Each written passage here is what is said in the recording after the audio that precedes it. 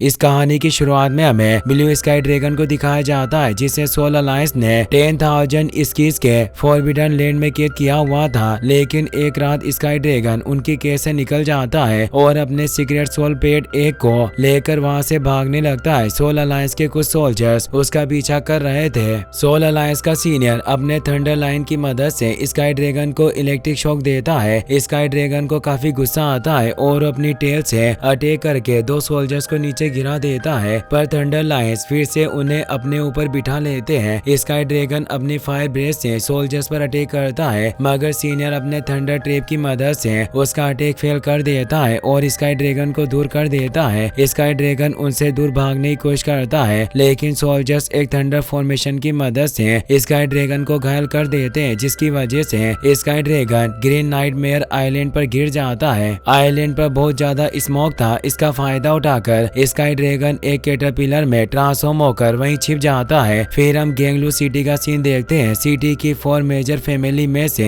एक यांग फैमिली ने चू फैमिली पर अटैक कर दिया था और बहुत सारे लोगों को मार दिया। चू फैमिली का यंग मास्टर हुआंग और उसके साथी अपनी जान बचाने के लिए फॉरेस्ट में भाग जाते हैं। यांग फैमिली के लोग भी अपने सोल पेट से हंटिंग वुल्फ के साथ उनका पीछा कर रहे थे। यांग फैमिली के लोग एक एक करके चू फैमिली के मेंबर्स को मार देते हैं। सिर्फ हुआंग और उसका एक साथी जिंदा बचता है। यांग फैमिली का मेंबर हुआंग से कहता है कि तुमने कभी भी नहीं सोचा होगा कि तुम्हारी चू फैमिली को ऐसा दिन भी देखना पड़ेगा। इससे हुआंग को बहुत ही ज्यादा गुस्सा आता है। चाओ ही कहता है कि अब यांग, चू, जोऊ और किन फैमिलीज के बीच में सिर्फ चू फैमिली है जो खत्म होने वाली है। आज के बाद से गेंगलू सिटी में 4 नहीं सिर्फ 3 मेजर फैमिलीज होगी। तभी यांग फैमिली के एक मेंबर का व्हाइट नाइटमेयर एक्टिवेट हो जाता है और अपने ही ओनर की सोल को एजो करके उसे मार देता है, जिससे सब हैरान हो जाते हैं। नाइटमेयर दरअसल एलियन जीव होते हैं जो डार्क वर्ल्ड से यहाँ आए थे। नाइटमेयर का पूरा एक ट्राइब था जिसमें सबसे पावरफुल व्हाइट नाइटमेयर होता है जो हाई मोनार्क लेवल पर था। ये नाइटमेयर एक बार सोल पे ट्रेनर की बॉडी में प्रेस करने के बाद उनकी सोल को धीरे धीरे निगलता रहता है, लेकिन अगर सोल ट्रेनर इसे पर्याप्त मात्रा में सोल एनर्जी प्रोवाइड नहीं कर पाता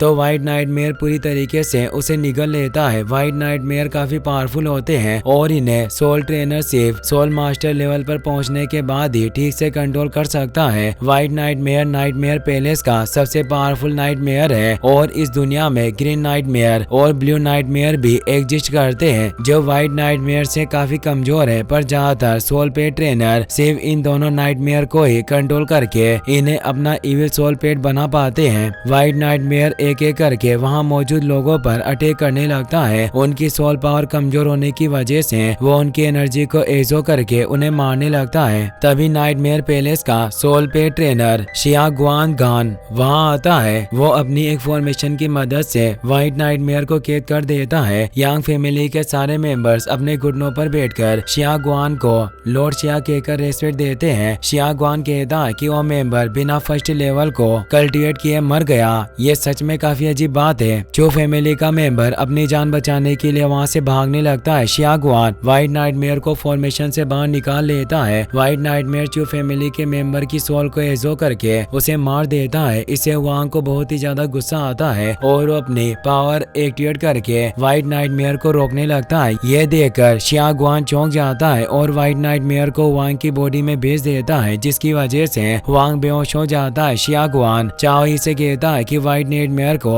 ग्रीन नाइटमेयर आइलैंड में लेकर जाओ और इसके ओनर के मरने का इंतजार करो। जैसे ही ओनर मर जाए व्हाइट नाइटमेयर को मेरे पास लेकर आना। यह कहकर शिया गुआन वहाँ से चला जाता है। यांग फैमिली का मेंबर चाओ ही से कहता है कि ये चू फैमिली का यंग मास्टर है, हम इसे जिंदा नहीं छोड़ सकते हैं। चाओ ही कहता है कि लॉर्ड शिया ने इसकी बॉडी में व्हाइट नाइटमेयर प्लांट कर दिया है। इसकी सोल पावर व्हाइट नाइटमेयर को नहीं संभाल सकती। तुम्हें फिक्र करने की जरूरत नहीं है, यह जल्दी मारा जाएगा, क्योंकि व्हाइट नाइटमेयर को अपनी पावर बढ़ाने के लिए सोल पावर की जरूरत होती है और जब उसे सोल पावर नहीं मिलेगी तो वो अपने ओनर की सोल पावर को एजो करने लगेगा और वांग मारा जाएगा। फिर अब हम ग्रीन नाइटमेयर आइलैंड का सीन देखते हैं। ग्रीन नाइटमेयर आइलैंड में लोगों के सोल पेट से और उनकी पावर को चेक करने के लिए लाया जाता है। जो जिंदा बच जाते हैं उन्हें नाइटमेयर पैलेस में काम मिलता है और बाकी के लोग मारे जाते हैं। हुआंग भी आइलैंड पर आ गया था और अब भी वो एक सेल्व बनकर अपनी जिंदगी जी रहा था। चाओ ही ग्रीन नाइटमेयर आइलैंड का ब्रांच मास्टर था। वो सब लोगों को अरीना में बुलवा देता है और हंटिंग वुल्फ से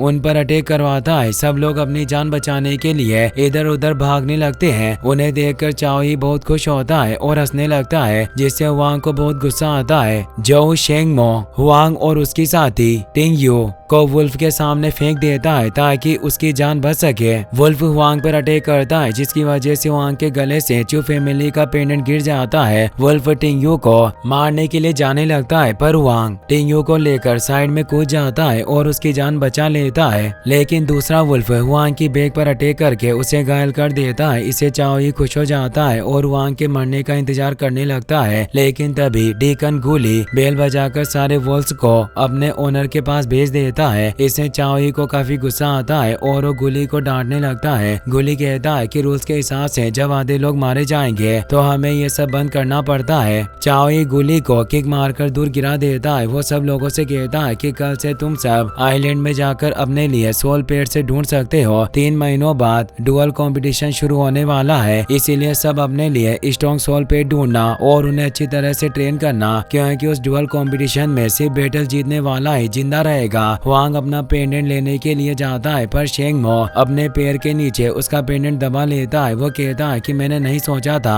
कि चू फैमिली के मेंबर हमारे बीच होगा। तुम लोग हमेशा घमंडी और मतलबी बनकर घूमते हो, अब तुम्हें हमारे बीच में कैसा लग रहा है। ये कहकर शेंगमो वहाँ से चला जाता है, जिससे हुआंग को काफी गुस्सा आता है, पर उसे कुछ नहीं कहता और अपने रूम में चला जाता है। कुछ वक्त बाद टिंगयू वहाँ आती है और हुआंग के घाव पर मेडिसिन लगाने लगती है। वो अपनी जान बचाने के लिए हुआंग को थैंक्स कहती है। हुआंग कहता है कि तुम्हें थैंक्स कहने की जरूरत नहीं है, हम अभी तक सेफ नहीं है, तुम्हें हर वक्त अलर्ट रहना होगा वरना तुम जिंदा नहीं बच पाओगी। टिंगयू कहती है कि तुम सही कह रहे हो, डुअल कंपटीशन के अलावा वहाँ नाइटमेयर भी है जो किसी भी वक्त हमारे ऊपर अटैक करके हमें मार सकते हैं। हुआंग सोल पेट ढूंढने के लिए रात को ही फॉरेस्ट में जाने लगता है। टिंगयू भी उसके साथ जाने लगती है, पर हुआंग उसे मना कर देता है और अकेला वहाँ से चला जाता है। हुआंग एक सोल कोर को फॉरेस्ट के बीच में रख देता है और छिपकर सोल बिस्ट का इंतजार करने लगता है। कुछ वक्त बाद एक रेड क्लाउड फॉक्स आती है, पर वो सोल कोर को लेकर वहाँ से भाग जाती है, जिससे हुआंग निराश हो जाता है। वो कहता है कि बिना वजह मेरा सोल कोर बर्बाद हो गया, पर मुझे समझ में नहीं आ रहा है कि उस रेड क्लाउड फॉक्स के हेड पर सिल्वर मून फॉक्स का हाफ मून मार्क क्यों था। यह कहकर हुआंग दूसरा सोल कोर रखकर एक पेड़ पर बैठ जाता है और ब्रेड खाने लगता है। स्काई ड्रैगन जो कैटरपिलर में ट्रांसफॉर्म हो गया था वो हुआंग के पास आता है तो मुंह चूस से ब्रेड खिलाने लगता है, जिससे कैटरपिलर खुश हो जाता है और हुआंग के शोल्डर पर जाकर बैठ जाता है। कुछ वक्त बाद एक 9th रैंक का स्केल्ड बिस्ट वहाँ आता है, पर वो काफी स्ट्रॉन्ग था, इसीलिए हुआंग उसके पास नहीं जाता और उसे वहाँ से जाने देता है। कुछ वक्त बाद एक ब्लू स्टार फॉक्स वहाँ आती है, उसके हेड पर भी हाफ मून मार्क बना हुआ था। वो फॉक्स हुआंग का सोल को लेकर वहाँ से भाग जाती है। हुआंग 15 दिनों तक फॉरेस्ट में रुककर अपने लिए सोल पेट ढूंढता है, पर उसे कुछ नहीं मिलता। कुछ वक्त बाद एक मून लाइट फॉक्स वहाँ आती है, उसके हेड पर भी हाफ मून मार्क बना हुआ था। उसे देखकर हुआंग हैरान हो जाता है। वो कहता है कि moon mark silver moon fox की खासियत है और ये काफी स्ट्रॉन्ग होते हैं, लगता है कि अब मुझे अपने लिए सोल पेट मिल जाएगा। यह कहकर हुआंग मून लाइट फॉक्स को अपने ट्रैप के अंदर गिराने की कोशिश करता है, पर फॉक्स उसके अंदर नहीं गिरता, जिससे हुआंग हैरान हो जाता है। वो सोचता है कि मैंने ये ट्रैप 3rd रैंक के सोल पेट के लिए बनाया था, पर फिर भी ये 1st रैंक का मून लाइट फॉक्स इससे बाहर आ गया। ये सच में काफी अजीब बात है। मून लाइट फॉक्स वहाँ से भागने लगती है, लेकिन कैटरपिलर अपने सिल्क की मदद से उसके चारों पैरों को बांध देता है, जिसकी वजह से मून फॉक्स नीचे गिर जाती है और उसे हुआंग पर बहुत गुस्सा आता है। हुआंग को मून फॉक्स के पैर पर चोट का निशान दिखाई देता है। उसे देखकर वो सोचता है कि सोल पेट गाइड बुक में लिखा था कि रेशियल म्यूटेशन सोल पेट अपनी ओरिजिनल रेस का मार्क उसकी बॉडी पर छोड़ देते हैं। उसी तरह मून फॉक्स के हेड पर हाफ मून मार्क है। इसकी तरह रेड फॉक्स और ब्लू फॉक्स भी म्यूटेड सोल पेट थे, पर मुझे उन्हें पहचानने में गलती हो गई। ये सब सोचकर हुआंग बहुत ही ज्यादा खुश हो जाता है। वो कहता है कि मुझे बहुत ही ज्यादा रेयर और सुपर सोल पेट मिला है, अब मैं पावरफुल बन सकता हूँ। यह कहकर हुआंग अपने सोल कॉन्ट्रैक्ट को एक्टिवेट करके मून फॉक्स को अपना सोल पेट बनाने लगता है, जिससे मून फॉक्स को बहुत गुस्सा आता है। उसे देखकर वांग को काफी बुरा लगता है और वो अपना सोल कॉन्ट्रैक्ट कैंसिल कर देता है। वो मून फॉक्स को टच करने लगता है पर मून फॉक्स उसकी फिंगर्स को बाइट कर लेती है जिससे वांग को काफी दर्द होता है, पर फिर भी मून फॉक्स को समझाने की कोशिश करती है। वो कहता है कि मैं जानता हूँ कि तुम्हें दूसरे लोगों को कंट्रोल में रहना पसंद नहीं है, पर अभी तुम बहुत ही ज्यादा कमजोर हो और अकेले इस आइलैंड में जिंदा नहीं रह सकती। अगर तुम भी मेरी तरह अकेली रही तो हम दोनों स्ट्रॉन्ग बनने से पहले ही मारे जाएंगे, लेकिन अगर तुम मेरा साथ देती हो तो हम दोनों साथ में स्ट्रॉन्ग बन सकते हैं और जिंदा रह सकते हैं। ये बात सुनकर मून फॉक्स शांत हो जाती है और फिंगर्स को छोड़ देती है। तो वांग भी मून फॉक्स के पैरों से सिल्क को खोल देता है और उसे कहता है कि अगर तुम मेरी मदद करोगी तो मैं तुमसे प्रॉमिस करता हूँ कि मैं तुम्हें वर्ल्ड में टॉप पर लेकर जाऊंगा। ये कहकर वांग मून लाइट फॉक्स के साथ सोल कॉन्ट्रैक्ट करके उसे अपना सोल पेट बना लेता है जिससे मून फॉक्स खून हो जाती है और वांग को हक करती है। वांग मून लाइट फॉक्स को मोए नाम देता है और दोनों खुशी से आगे बढ़ जाते हैं। वांग और मोए 2 महीनों तक साथ में रहते हैं। धीरे धीरे करके मोए 9th लेवल पर पहुंच जाती है और काफी स्ट्रॉन्ग बन जाती है। रात को वांग मोए के साथ फॉरेस्ट में घूमने के लिए जाता है और रास्ते में उसे एक जेड गेनोडर्मा हर्ब मिलती है। उसे देखकर चूमो खुश हो जाता है और हर्ब के पास जाने लगता है, लेकिन तभी शेंगमो अपने हंटिंग वुल्फ के साथ उसके सामने आ जाता है। वो कहता है कि मैंने नहीं सोचा था कि मैं चू फैमिली के मेंबर से दोबारा मिलूंगा। अगर तुम जिंदा रहना चाहते हो और यहाँ से सही सलामत वापस लौटना चाहते हो तो जल्दी से जेड गेनोडर्मा हर्ब मेरे हवाले कर दो, वरना मेरा हंटिंग वुल्फ तुम्हें जिंदा नहीं छोड़ेगा। वांग कहता है कि अगर तुम खुद यहाँ से चले जाते हो तो मैं तुम्हें डुअल कंपटीशन तक जिंदा रहने का मौका दूंगा, वरना आज तुम्हारी जिंदगी का आखिरी दिन होगा। तुम जैसे बेवकूफ मोटे को हराने के लिए सिर्फ मेरा मोह ये काफी है। ये बात सुनकर शेंगमो हंसने लगता है। वो कहता है कि क्या तुम्हें सच में ऐसा लगता है कि तुम्हारी ये पिद्दी सा फॉक्स मेरे 8 रैंक के हंटिंग वुल्फ का मुकाबला कर सकती है? इन दिनों तुम काफी बड़े बड़े सपने देख रहे हो, पर अफसोस की बात है कि आज के बाद तुम कभी भी सपने नहीं देख पाओगे। शेंगमो की बात सुनकर हंटिंग वुल्फ मोए पर अटैक कर देता है। उससे बचने के लिए मोए इधर उधर भागने लगती है। उसे देखकर शेंगमो जोर जोर से हंसने लगता है। वो कहता है कि तुम कितनी भी कोशिश क्यों ना कर लो पर मेरे हंटिंग वुल्फ से बच नहीं सकते हो। अब बस तुम्हें अपने मरने का इंतजार करना है। तुम्हारी फॉक्स इतनी कमजोर है कि मेरे हंटिंग वुल्फ के फर डिफेंस को भी नहीं तोड़ सकती। वांग कहता है कि अगर तुम्हें अपने हंटिंग वुल्फ के फर डिफेंस पर इतना घमंड है तो अब मुझे ना चाहते हुए भी उसे घायल करना होगा। अब मैं तुम्हें मोए की असली पावर दिखाऊंगा। ये बात सुनकर मोए टेलीपोर्ट होकर वुल्फ के पीछे चली जाती है और अपने क्लो से उसकी बैक पर अटैक करती है, जिसकी वजह से वुल्फ घायल हो जाता है। ये देखकर शेंगमो चौंक जाता है। वो कहता है कि मैंने नहीं सोचा था कि एक 6th रैंक की कमजोर सी फॉक्स अपने क्लो की मदद से हंटिंग वुल्फ को घायल कर देगी। मुझे समझ में नहीं आ रहा है कि ये सब क्या हो रहा है। हंटिंग वुल्फ फिर से मोए पर अटैक करने के लिए जाता है, मगर इस बार मोए अपने क्लो से अटैक करके उसे दूर कर देती है। इससे शेंगमो के होश उड़ जाते हैं। वो कहता है कि आखिरकार मैं इतनी बड़ी बात कैसे भूल सकता हूँ कि मून लाइट फॉक्स के पास अपनी असली फॉर्म को छिपाने की स्किल होती है और ये फॉक्स भी उसी स्किल का यूज कर रही है। वांग मोए से कहता है कि इस बेवकूफ को तुम्हारी बातों से पता चली गया तो अब इसे अपनी असली फॉर्म दिखाओ और अपनी ट्रू स्ट्रेंथ की मदद से खत्म कर दो। ये बात सुनकर मोए रोर करते हुए अपनी असली फॉर्म में आ जाती है। उसे देखकर शेंगमो के होश उड़ जाते हैं। वो सोचता है कि मुझे भरोसा नहीं हो रहा है, पर सच में फॉक्स 9 रैंक के टॉप पर पहुंच गई है। अगर आज मैं इससे फाइट नहीं करता तो मुझे डर है कि डुअल कंपटीशन में ये मुझे बहुत बुरी तरह मारता। मुझे नहीं लगता है कि डुअल कंपटीशन में मैं इसका मुकाबला कर पाऊंगा। ये सोचकर शेंगमो अपने हंटिंग वुल्फ की ब्लड थ्रस्ट स्किल को एक्टिवेट कर देता है। उसे देखकर वांग घबरा जाता है। वो सोचता है कि ब्लड थ्रस्ट स्टेट में हंटिंग वुल्फ बहुत ही ज्यादा खतरनाक हो जाता है। वो मरते दम तक फाइट करते रहता है। हंटिंग वुल्फ मोए पर अटैक कर देता है, मगर उसे बचकर मोए एक पेड़ पर चली जाती है। शेंगमो मोए से कहता है कि तुम इस तरह भाग रही हो, क्या तुम्हें डर नहीं है कि मैं तुम्हारे मास्टर को मार दूंगा? ये बात सुनकर मोए को बहुत ही ज्यादा गुस्सा आता है और हंटिंग वुल्फ पर अटैक कर देती है, लेकिन वुल्फ अपने एक ही अटैक में उसे दूर गिरा देता है और वांग पर अटैक करके उसे नीचे गिरा देता है। वांग अपने नाइफ से वुल्फ पर अटैक करने की कोशिश करता है, मगर वुल्फ उसके हाथ बाइट कर देता है, जिसकी वजह से वांग के हाथ से नाइफ छूट जाता है। अचानक आसमान में बादल साफ हो जाता है और मोए के ऊपर मूनलाइट पड़ने लगती है, जिससे उसके घाव ठीक होने लगते हैं। ये देखकर शेंगमो घबरा जाता है और हंटिंग वुल्फ से वांग को मारने का ऑर्डर देता है, लेकिन मोए अपनी चार्म स्किल की मदद से हंटिंग वुल्फ को शांत शांत कर देती है और अपने मून लाइट ब्लेड की मदद से उसे दूर गिरा देती है, जिसकी वजह से हंटिंग वुल्फ की डेथ हो जाती है। तभी शेंगमो का ग्रीन नाइटमेयर उसकी बॉडी से बाहर निकल जाता है और शेंगमो की बॉडी को डिस्ट्रॉय कर देता है। यह देखकर वांग घबरा जाता है। वो सोचता है कि अगर मैं जल्दी स्ट्रॉन्ग नहीं बना तो एक दिन मैं भी इसी तरह मारा जाऊंगा। हंटिंग वुल्फ के पास वांग को सोल क्रिस्टल मिलता है, जिससे वो खुश हो जाता है और मोए के साथ वहां से जाने लगता है। लेकिन तभी व्हाइट नाइटमेयर जाग जाता है और वांग की बॉडी से बाहर आने की कोशिश करता है।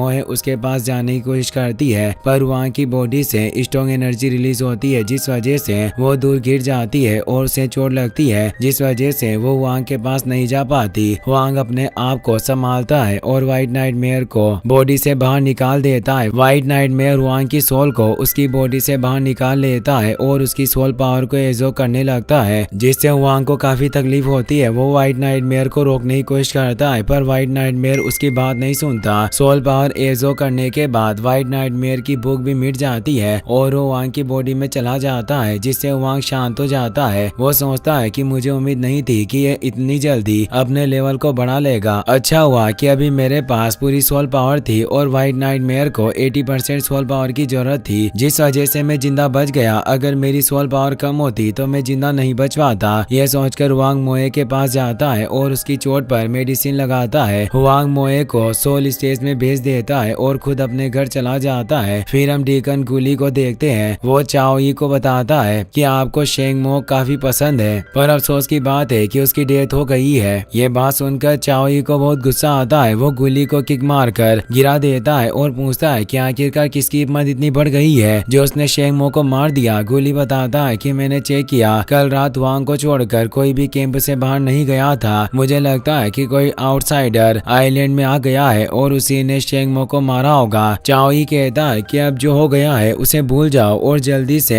सारे स्लेव्स को ग्राउंड में इकट्ठा करो। गुली सब लोगों को ग्राउंड में इकट्ठा कर लेता है। चाओई उन्हें शेंगमो की डेथ के बारे में बताता है, जिससे सब हैरान हो जाते हैं और ने भरोसा नहीं होता कि कोई शेंग को भी मार सकता है, क्योंकि उसके पास 8 रैंक का हंटिंग वुल्फ था। टिंगयू को हुआंग पर शक होता है, क्योंकि कल रात वो घायल हालत में कैंप में आया था, पर वो किसी से कुछ नहीं कहती। चाओई कहता है कि मैं नहीं चाहता हूँ कि शेंगमो की तरह दूसरे सेल्स भी मारे जाएं, इसीलिए हम कल से डुअल कंपटीशन को शुरू करेंगे। यह बात सुनकर सब हैरान हो जाते हैं और हुआंग घबरा जाता है, क्योंकि मोए घायल थी और उसकी मदद के बिना हुआंग कुछ भी नहीं कर सकता। रात को चूमो अपने रूम में सो रहा था। टिंगयू उसके पास आती है, जिससे हुआंग को लगता है कि कोई उस पर अटैक करने के लिए आया है, इसीलिए वो गुस्से से उठकर टिंगयू को डराने लगता है, जिससे टिंगयू सच में डर जाती है। वो कहती है कि मैं सिर्फ तुम्हारी सोल पेट गाइड लेने के लिए आई थी। हुआंग उसे अपने सोल पेट गाइड बुक दे देता है। टिंगयू पूछती है कि क्या तुमने शेंगमो को मारा है? मैंने सुना है कि शेंगमो के बाद फेंग यू और गे किंग सबसे ज्यादा पावरफुल है, अब तुम उनका मुकाबला कैसे करोगे? हुआंग उसकी बातों पर ध्यान नहीं देता और उसे आराम करने के लिए कहता है। टिंगयू पेट गाइड को पढ़ने लगते हैं। अगले दिन सारे सेल्स ग्राउंड में आ जाते हैं। गुली सबको बताता है कि तुम टोटल 40 स्लेव्स हो। फर्स्ट राउंड में डुअल फाइट करने के बाद सिर्फ 20 स्लेव्स रह जाएंगे और सेकंड राउंड के खत्म होने के बाद सिर्फ 10th स्लेव से जिंदा रहेंगे। अगर तुम्हें जिंदा रहना है तो अपने अपोनेंट को जान से मारना होगा, क्योंकि अगर तुम हार गए तो तुम्हें मार दिया जाएगा। ये बात सुनकर एक स्लेव वहां से भागने लगता है, पर चाओई अपने हंटिंग वुल्फ से अटैक करके उसे मार देता है, जिससे गे किंग नेक्स्ट राउंड में पहुंच जाता है। डुअल कंपटीशन स्टार्ट हो जाता है और सारे स्लेव्स के बीच में फाइट होने लगती है। हुआंग की फर्स्ट फाइट होंगडान से होती है। होंगडान एक पॉइजनस प्लांट से हुआंग पर अटैक करने लगती है, लेकिन हुआंग अपने नाइफ को उसके बाद में घुसा देता है, जिसकी वजह से प्लांट का पॉइजन होंगडान की बॉडी में चला जाता है और उसकी डेथ हो जाती है। यह देखकर चाओई को काफी गुस्सा आता है, इसीलिए हुआंग की नेम प्लेट की पोजीशन चेंज करवा देता है, जिससे हुआंग की सेकंड फाइट गे किंग से होती है। हुआंग मोए को एक्टिवेट कर लेता है और गे किंग भी अपने स्केल्ड स्नेक को एक्टिवेट कर लेता है। मोए अपने क्लो से सेकंड स्नेक पर अटैक करती है, मगर स्नेक की स्किन काफी हार्ड थी, जिस वजह से उसे कोई फर्क नहीं पड़ता। स्केल्ड स्नेक अपने वेनम से मोए पर अटैक करता है, जिससे मोए के फर जलने लगते हैं। यह देखकर वांग घबरा जाता है। वो सोचता है कि यह स्नेक वेनम बहुत ही ज्यादा स्ट्रॉन्ग है, यहाँ तक कि मोए अपने लास्ट स्टेज के डिफेंस फर से भी उससे नहीं बच पा रही। मुझे जल्दी कुछ सोचना होगा, वरना मोए उसका मुकाबला नहीं कर पाएगी। ये सोचकर वांग अपने नाइफ से गे किंग पर अटैक करता है, पर स्केल्ड स्नेक गे किंग के पास जाकर उसे बचा लेता है। मोए अपने मल्टीपल स्लेसेस से स्नेक पर अटैक करती है, पर वो पूरी तरह से ठीक नहीं हुई थी और अपनी पूरी पावर का यूज नहीं कर पा रही थी, जिस वजह से स्केल्ड स्नेक को कोई फर्क नहीं पड़ता। स्लेव शिंजू टिंगयू से कहती है कि तुम्हारे रूममेट का लक बहुत ही ज्यादा खराब है, आज वो गे किंग से नहीं बच सकता। टिंगयू कहती है कि वांग की मूनलाइट फॉक्स की हालत काफी खराब है और वो काफी कमजोर है, जिस वजह से वो अपनी मून पावर का यूज नहीं कर पा रही। शिंजू कहती है कि अगर उसकी फॉक्स कुछ नहीं कर सकती तो आज वांग जिंदा नहीं बच पाएगा। इससे टिंगयू को काफी गुस्सा आता है और वो शिंजू को चुप रहने के लिए कहती है। गे किंग अपने स्केल्ड स्नेक की डिवोरिंग स्किल एक्टिवेट कर लेता है और उसे मोए को खाने के लिए भेजता है। मोए स्केल्ड स्नेक से बचने की कोशिश नहीं करती और अपने मून शेडो स्केल की मदद से अपना इल्यूजन बना लेती है। यह देखकर सब लोग चौंक जाते हैं और कहते हैं कि अब वांग जिंदा नहीं बच पाएगा। वांग मोए को जानबूझकर स्केल्ड स्नेक के मुंह के अंदर भेज देता है। यह देखकर गे किंग जोर जोर से हंसने लगता है, लेकिन तभी मोए अपने मून लाइट ब्लेड की मदद से स्केल्ड स्नेक की बॉडी पर कट लगा देती है, जिसकी वजह से स्केल्ड स्नेक की डेथ हो जाती है और मोए अपने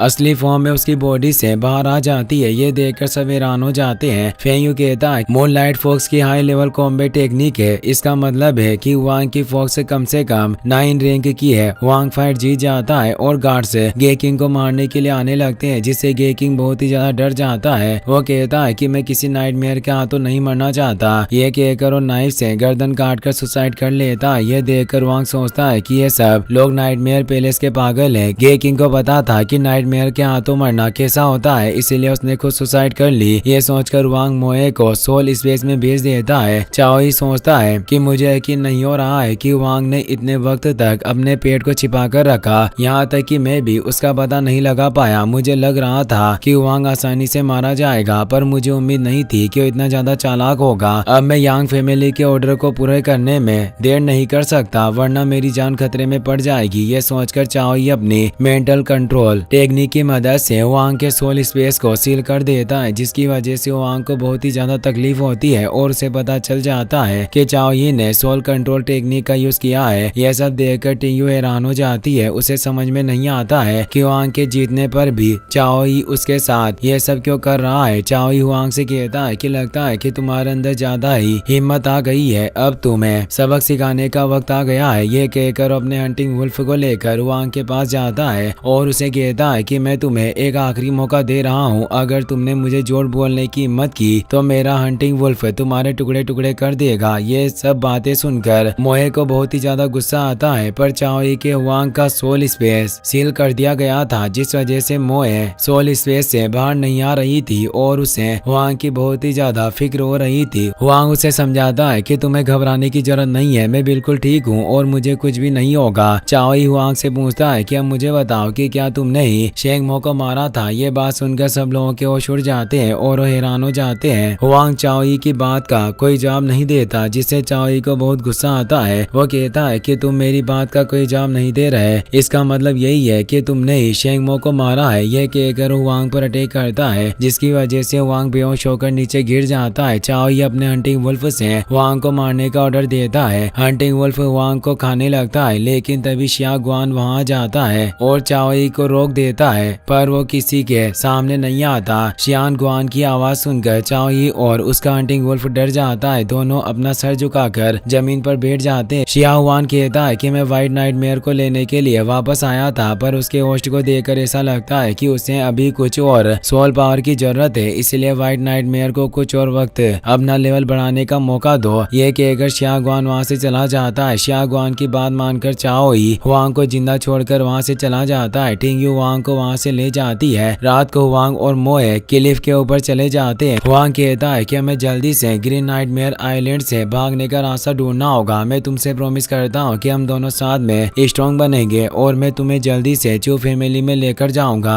मैं जानता हूँ कि तुम्हें मेरी बेइज्जती होते हुए देखना और मुझे तकलीफ में देखना पसंद नहीं है। अगर मैं सच बताओ तो मुझे भी तुम्हारी तरह उन लोगों पर गुस्सा आता है, मगर इस वक्त हम चाओई का मुकाबला नहीं कर सकते, इसीलिए हमें स्ट्रॉन्ग बनने का इंतजार करना होगा। पर मैं प्रॉमिस करता हूँ कि आज जो कुछ भी हुआ ऐसा दोबारा नहीं होगा। तभी मोए रोर करने लगती है और एवोल्यूट हो जाती है। ये देखकर वांग खुश हो जाता है और सोल स्पेस में जाकर मोए को सोल क्रिस्टल एजो करवाता है। वो कहता है कि तुम लगातार रेशियल म्यूटेशन करती हो, इसीलिए हम बिस्ट एट्रीब्यूट्स की ट्रेनिंग पर ज्यादा ध्यान देंगे, जिससे फायर एट्रीब्यूट मेन होगा। अगर अभी हम तुम्हारी ऑफेंसिव पावर को बढ़ाएंगे तो जब फ्यूचर में तुम 9 टेल्ड डीमन फॉक्स में ट्रांसफॉर्म होगी तो तुम्हारी combat power silver moon fox और डीमन मून फॉक्स से कहीं ज्यादा खतरनाक होगी। सोल क्रिस्टल की वजह से मोए के फर और क्लो अपग्रेड हो जाते हैं, जिससे मूचू बहुत खुश होता है। फिर हम चाओई को देखते हैं। वो सोचता है कि मैंने नहीं सोचा था कि लॉर्ड चिया नाइटमेयर को बढ़ाने के लिए रखना चाहते हैं। अब मैं दोबारा उस पर अटैक नहीं कर सकता, पर मुझे यांग फैमिली के ऑर्डर को भी पूरा करना होगा। यह सोचकर चाओई गोली से कहता है कि branch island master lord Liu Jen के पास जाओ और उन्हें कहो कि मुझे उनसे किसी जरूरी चीज के बारे में बात करनी है। चाओई का ऑर्डर लेकर गोली वहाँ से चला जाता है। फिर अब हम वांग को देखते हैं। वो मोए से कहता है कि सोल क्रिस्टल को एजो करने की वजह से तुम्हारी पावर काफी बढ़ गई है और तुम जल्दी ठीक हो गई हो। नाइटमेयर पैलेस टीम कंपटीशन शुरू होने वाला है, तो अब हमें भी कॉम्बैट ट्रेनिंग शुरू कर देनी चाहिए। हम फ्लेम अवन और ब्लड रेंडिंग क्लो की प्रैक्टिस करेंगे। मोए अपनी असली फॉर्म में आ जाती है और अपनी फ्लेम अवन की मदद से एक पेड़ को डिस्ट्रॉय कर देती है। वो अपने ब्लड क्लो की मदद से एक और पेड़ को तोड़ देती है, जिससे वांग खुश हो जाता है। तभी वहाँ ब्रांच मास्टर गो मेंग की टीम आ जाती है। उन्हें देखकर मोए अलर्ट हो जाती है। टीम कैप्टन जाओ फेंग वांग का मजाक बनाने लगता है। उनके पास एक बॉक्स था जिसके अंदर सारे सोल क्रिस्टल्स थे। उन्हें देखकर वांग चौंक जाता है। वो सोचता है कि ये जरूर किसी दूसरे आइलैंड के स्लेव्स हैं। अगर मैंने इनसे फाइट करने की कोशिश की तो चाओई इस चीज का फायदा उठाकर मुझे मार देगा। बेहतर होगा कि मैं इसमें ना उलझूं। जाओ फेंग के साथी वांग को मारने के लिए कहते हैं, मगर जाओ फेंग वांग को नहीं मारता और वो सब आगे बढ़ जाते हैं। तो वांग भी वहाँ से चला जाता है। अगली सुबह वो अपने साथियों के साथ पहुँचता है। वहाँ उसे 2 स्लेव्स बेहोश मिलते हैं। वांग फेंगू से उनके बारे में पूछता है। फेंगुक पूछता है कि क्या रात को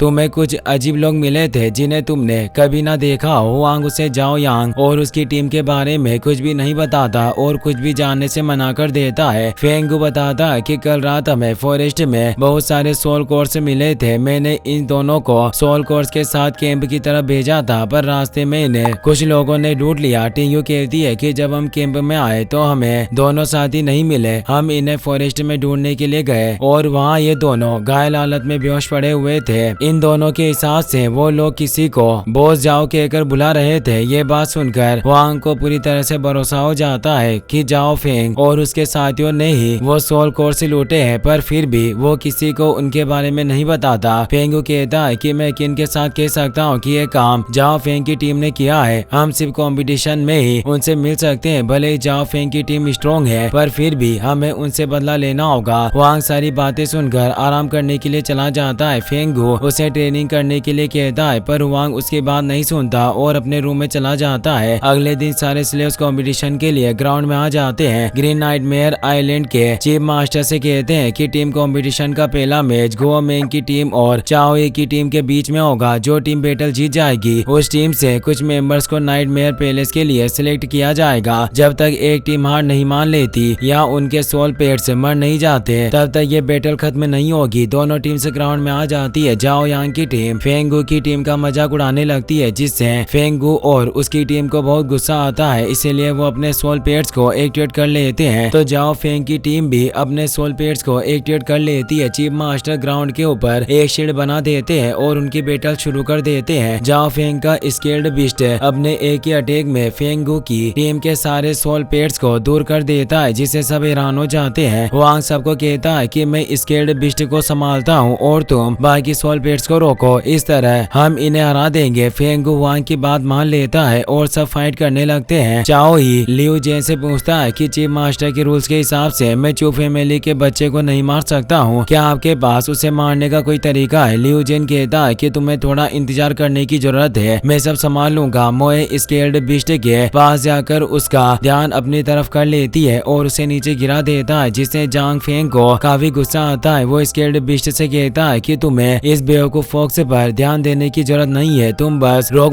मॉन्स्टर पर ध्यान दो। ये बात सुनकर स्केल्ड बिस्ट फेंगू के सोल पेट रॉक मॉन्स्टर पर अटैक करके उसे दूर गिरा देता है। मोए स्केल्ड बिस्ट को रोकने के लिए जाती है। जाओ फेंग अपनी साथी जियालिन से मोए को रोकने के लिए कहता है। जियालिन अपने फायर इविल केट से मोए पर अटैक करवा देती है। उससे बचने के लिए मोए इधर उधर भागने लगती है। जाओ फेंग की टीम के सोल पेट्स फेंगू की टीम के सोल पेट्स को बुरी तरह से घायल कर देते हैं, जिसकी वजह से फेंगू की टीम काफी कमजोर हो जाती है और बहुत सारे मेंबर्स अपने सोल पेट्स को सोल स्पेस में बुलाकर उन्हें हील करने लगते हैं। ये देखकर गो मेंग चाओई की टीम का मजाक बनाने लगता है, जिससे चाओई को बहुत गुस्सा आता है, पर वो गो मेंग से कुछ नहीं कहता। चीफ मास्टर सबको बताते हैं कि ग्राउंड के ऊपर का बैरियर एक खास सोल क्रिस्टल से बनाया गया है। वो क्रिस्टल को एक सोल एम्परर हजारों सालों पहले छोड़कर गए थे, जिस वजह से ये बैरियर बहुत ही ज्यादा स्ट्रॉन्ग है और इस बैटल से इन्हें नहीं तोड़ा जा सकता। फेंगो अपनी टीम के मेंबर्स को संभालकर फाइट करने के लिए कहता है। टिंग्यू अपने फ्लावर डीमन की मदद से स्केल्ड बिस्ट को पकड़ लेती है। इसका फायदा उठाकर मोए अपने एक ही अटैक में इविल केट को घायल कर देती है, जिसकी वजह से जियालिन भी घायल हो जाती है और अपनी इविल केट को सोल स्पेस में बुला लेती है। मोए अपने क्लोड अटैक से डीमन लिजार्ड को घायल कर देती है, जिससे फेंगू की टीम को संभालने का मौका मिल जाता है और वो दोबारा फाइट में वापसी करने लगते हैं। मोए की पावर देखकर चीफ मास्टर खुश हो जाते हैं और उसकी तारीफ करने लगते हैं। अपनी टीम को कमजोर पड़ता देख गो मेंग को बहुत गुस्सा आता है। जाओ फेंग अपने टीम के मेंबर से फ्लावर डीमन को रोकने के लिए कहता है, तो एक मेंबर अपने विंड डीमन की मदद से फ्लावर डीमन की रूट्स को तोड़ देता है और स्केल्ड बिस्ट आजाद हो जाता है, जिससे जाओ फेंग खुश हो जाता है और जोर जोर से हंसने लगता है। वांग मोए से कहता है कि विंड डीमन ने फ्लावर डीमन को रोक दिया है और अब फ्लावर डीमन कुछ नहीं कर सकता, इसलिए तुम्हें स्केल्ड बिस्ट को खत्म करना होगा। ये बात सुनकर मोए अपने ब्लड क्लो से स्केल्ड बिस्ट पर अटैक करती है, लेकिन उन अटैक से स्केल्ड बिस्ट को कोई भी फर्क नहीं पड़ता, जिससे जाओ फेंग खुश हो जाता है। वो वांग से कहता है कि तुम्हारी फोक्स बहुत ही ज्यादा कमजोर है और शायद तुम्हें पता नहीं है कि स्केल्ड बिस्ट का आर्मर बहुत ही ज्यादा स्ट्रॉन्ग होता है। तुम अपनी फोक्स के कमजोर क्लो से उसे चोट नहीं पहुंचा सकते। तभी स्केल्ड बिस्ट की नेक से ब्लड निकलने लगता है, क्योंकि मोए ने उसके आर्मर पर नहीं बल्कि उसके कमजोर स्किन पर अटैक करके उसे घायल कर दिया था। यह देखकर जाओ फेंग घबरा जाते हैं। उसके साथ ही स्केल्ड बिस्ट को प्रोटेक्ट करते हैं ताकि वो जाओ फेंग के पास वापस आ सके और जाओ फेंग उसे ठीक कर सके। फ्लावर डीमन अपनी रूट्स की मदद से स्केल्ड बिस्ट को पकड़ लेता है और उसे कहीं नहीं जाने देता, लेकिन विंड डीमन उन रूट्स को डिस्ट्रॉय करके स्केल्ड बिस्ट को आजाद कर देता है। इसका फायदा उठाकर स्केल्ड बिस्ट जाओ फेंग के पास चला जाता है और उसको स्पेस में भेजकर हील करने लगता है। विंड डीमन एक टोर्नेडो एक्टिवेट कर लेता है, जिसकी वजह से रॉक मॉन्स्टर और व्हाइट बर्ड दूर हो जाते हैं, लेकिन मोए टोर्नेडो के अंदर चली जाती है और अपनी मूनलाइट ब्लेड से विंड डीमन पर अटैक कर देती है, जिसकी वजह से विंड डीमन भी घायल होकर अपने सोल स्पेस में चला जाता है। विंड डीमन के घायल होते ही जाओ फेंग की पूरी टीम बैटल से बाहर हो जाती है, क्योंकि सबने अपने सोल पेट्स को सोल स्पेस में बुला लिया था, जिसकी वजह से फेंगू की टीम ये बैटल जीत जाती है। सब लोग फेंगू की टीम के लिए चीयर करने लगते हैं, जिससे गो मेंग को बहुत गुस्सा आता है और उठकर वहां से चला जाता है। लिu जेन चाओई से कहता है कि तुम वांग को मारना चाहते हो, पर उसे देखकर नहीं लगता है कि वो कमजोर है। चाओई कहता है कि तुम्हें ऐसा लग रहा है कि वांग स्ट्रॉन्ग है, पर ऐसा कुछ नहीं है, वो सिर्फ दिखावा करता है। तुम अपनी टीम से कहो, वो आसानी से उसे मार देंगे। लिu जेन कहता है कि अगर तुम उसे मारना ही चाहते हो तो तुम्हें बस मूनलाइट फॉक्स को उससे अलग करने की जरूरत है, जिससे वांग की सोल पावर खत्म हो जाएगी और वो व्हाइट नाइटमेयर को कंट्रोल नहीं कर पाएगा, जिससे व्हाइट नाइटमेयर उसे निगल जाएगा। चाओई को यह आइडिया बहुत अच्छा लगता है और इसके बारे में सोचने लगता है। नेक्स्ट बैटल चाओई की टीम और लिu जेन की टीम के बीच होने वाली थी। दोनों टीम्स ग्राउंड में आकर अपने सोल पेट्स को एक्टिवेट कर लेते हैं और उनकी बैटल शुरू हो जाती है। लिu जेन की टीम काफी तेजी से फेंगू की टीम के सोल पेट्स को घायल करने लगती है, जिससे सब हैरान हो जाते हैं, पर फिर भी फेंगू हार नहीं मानता और फाइट करने लगता है। लिu जेन की टीम का कैप्टन वांग केलुओ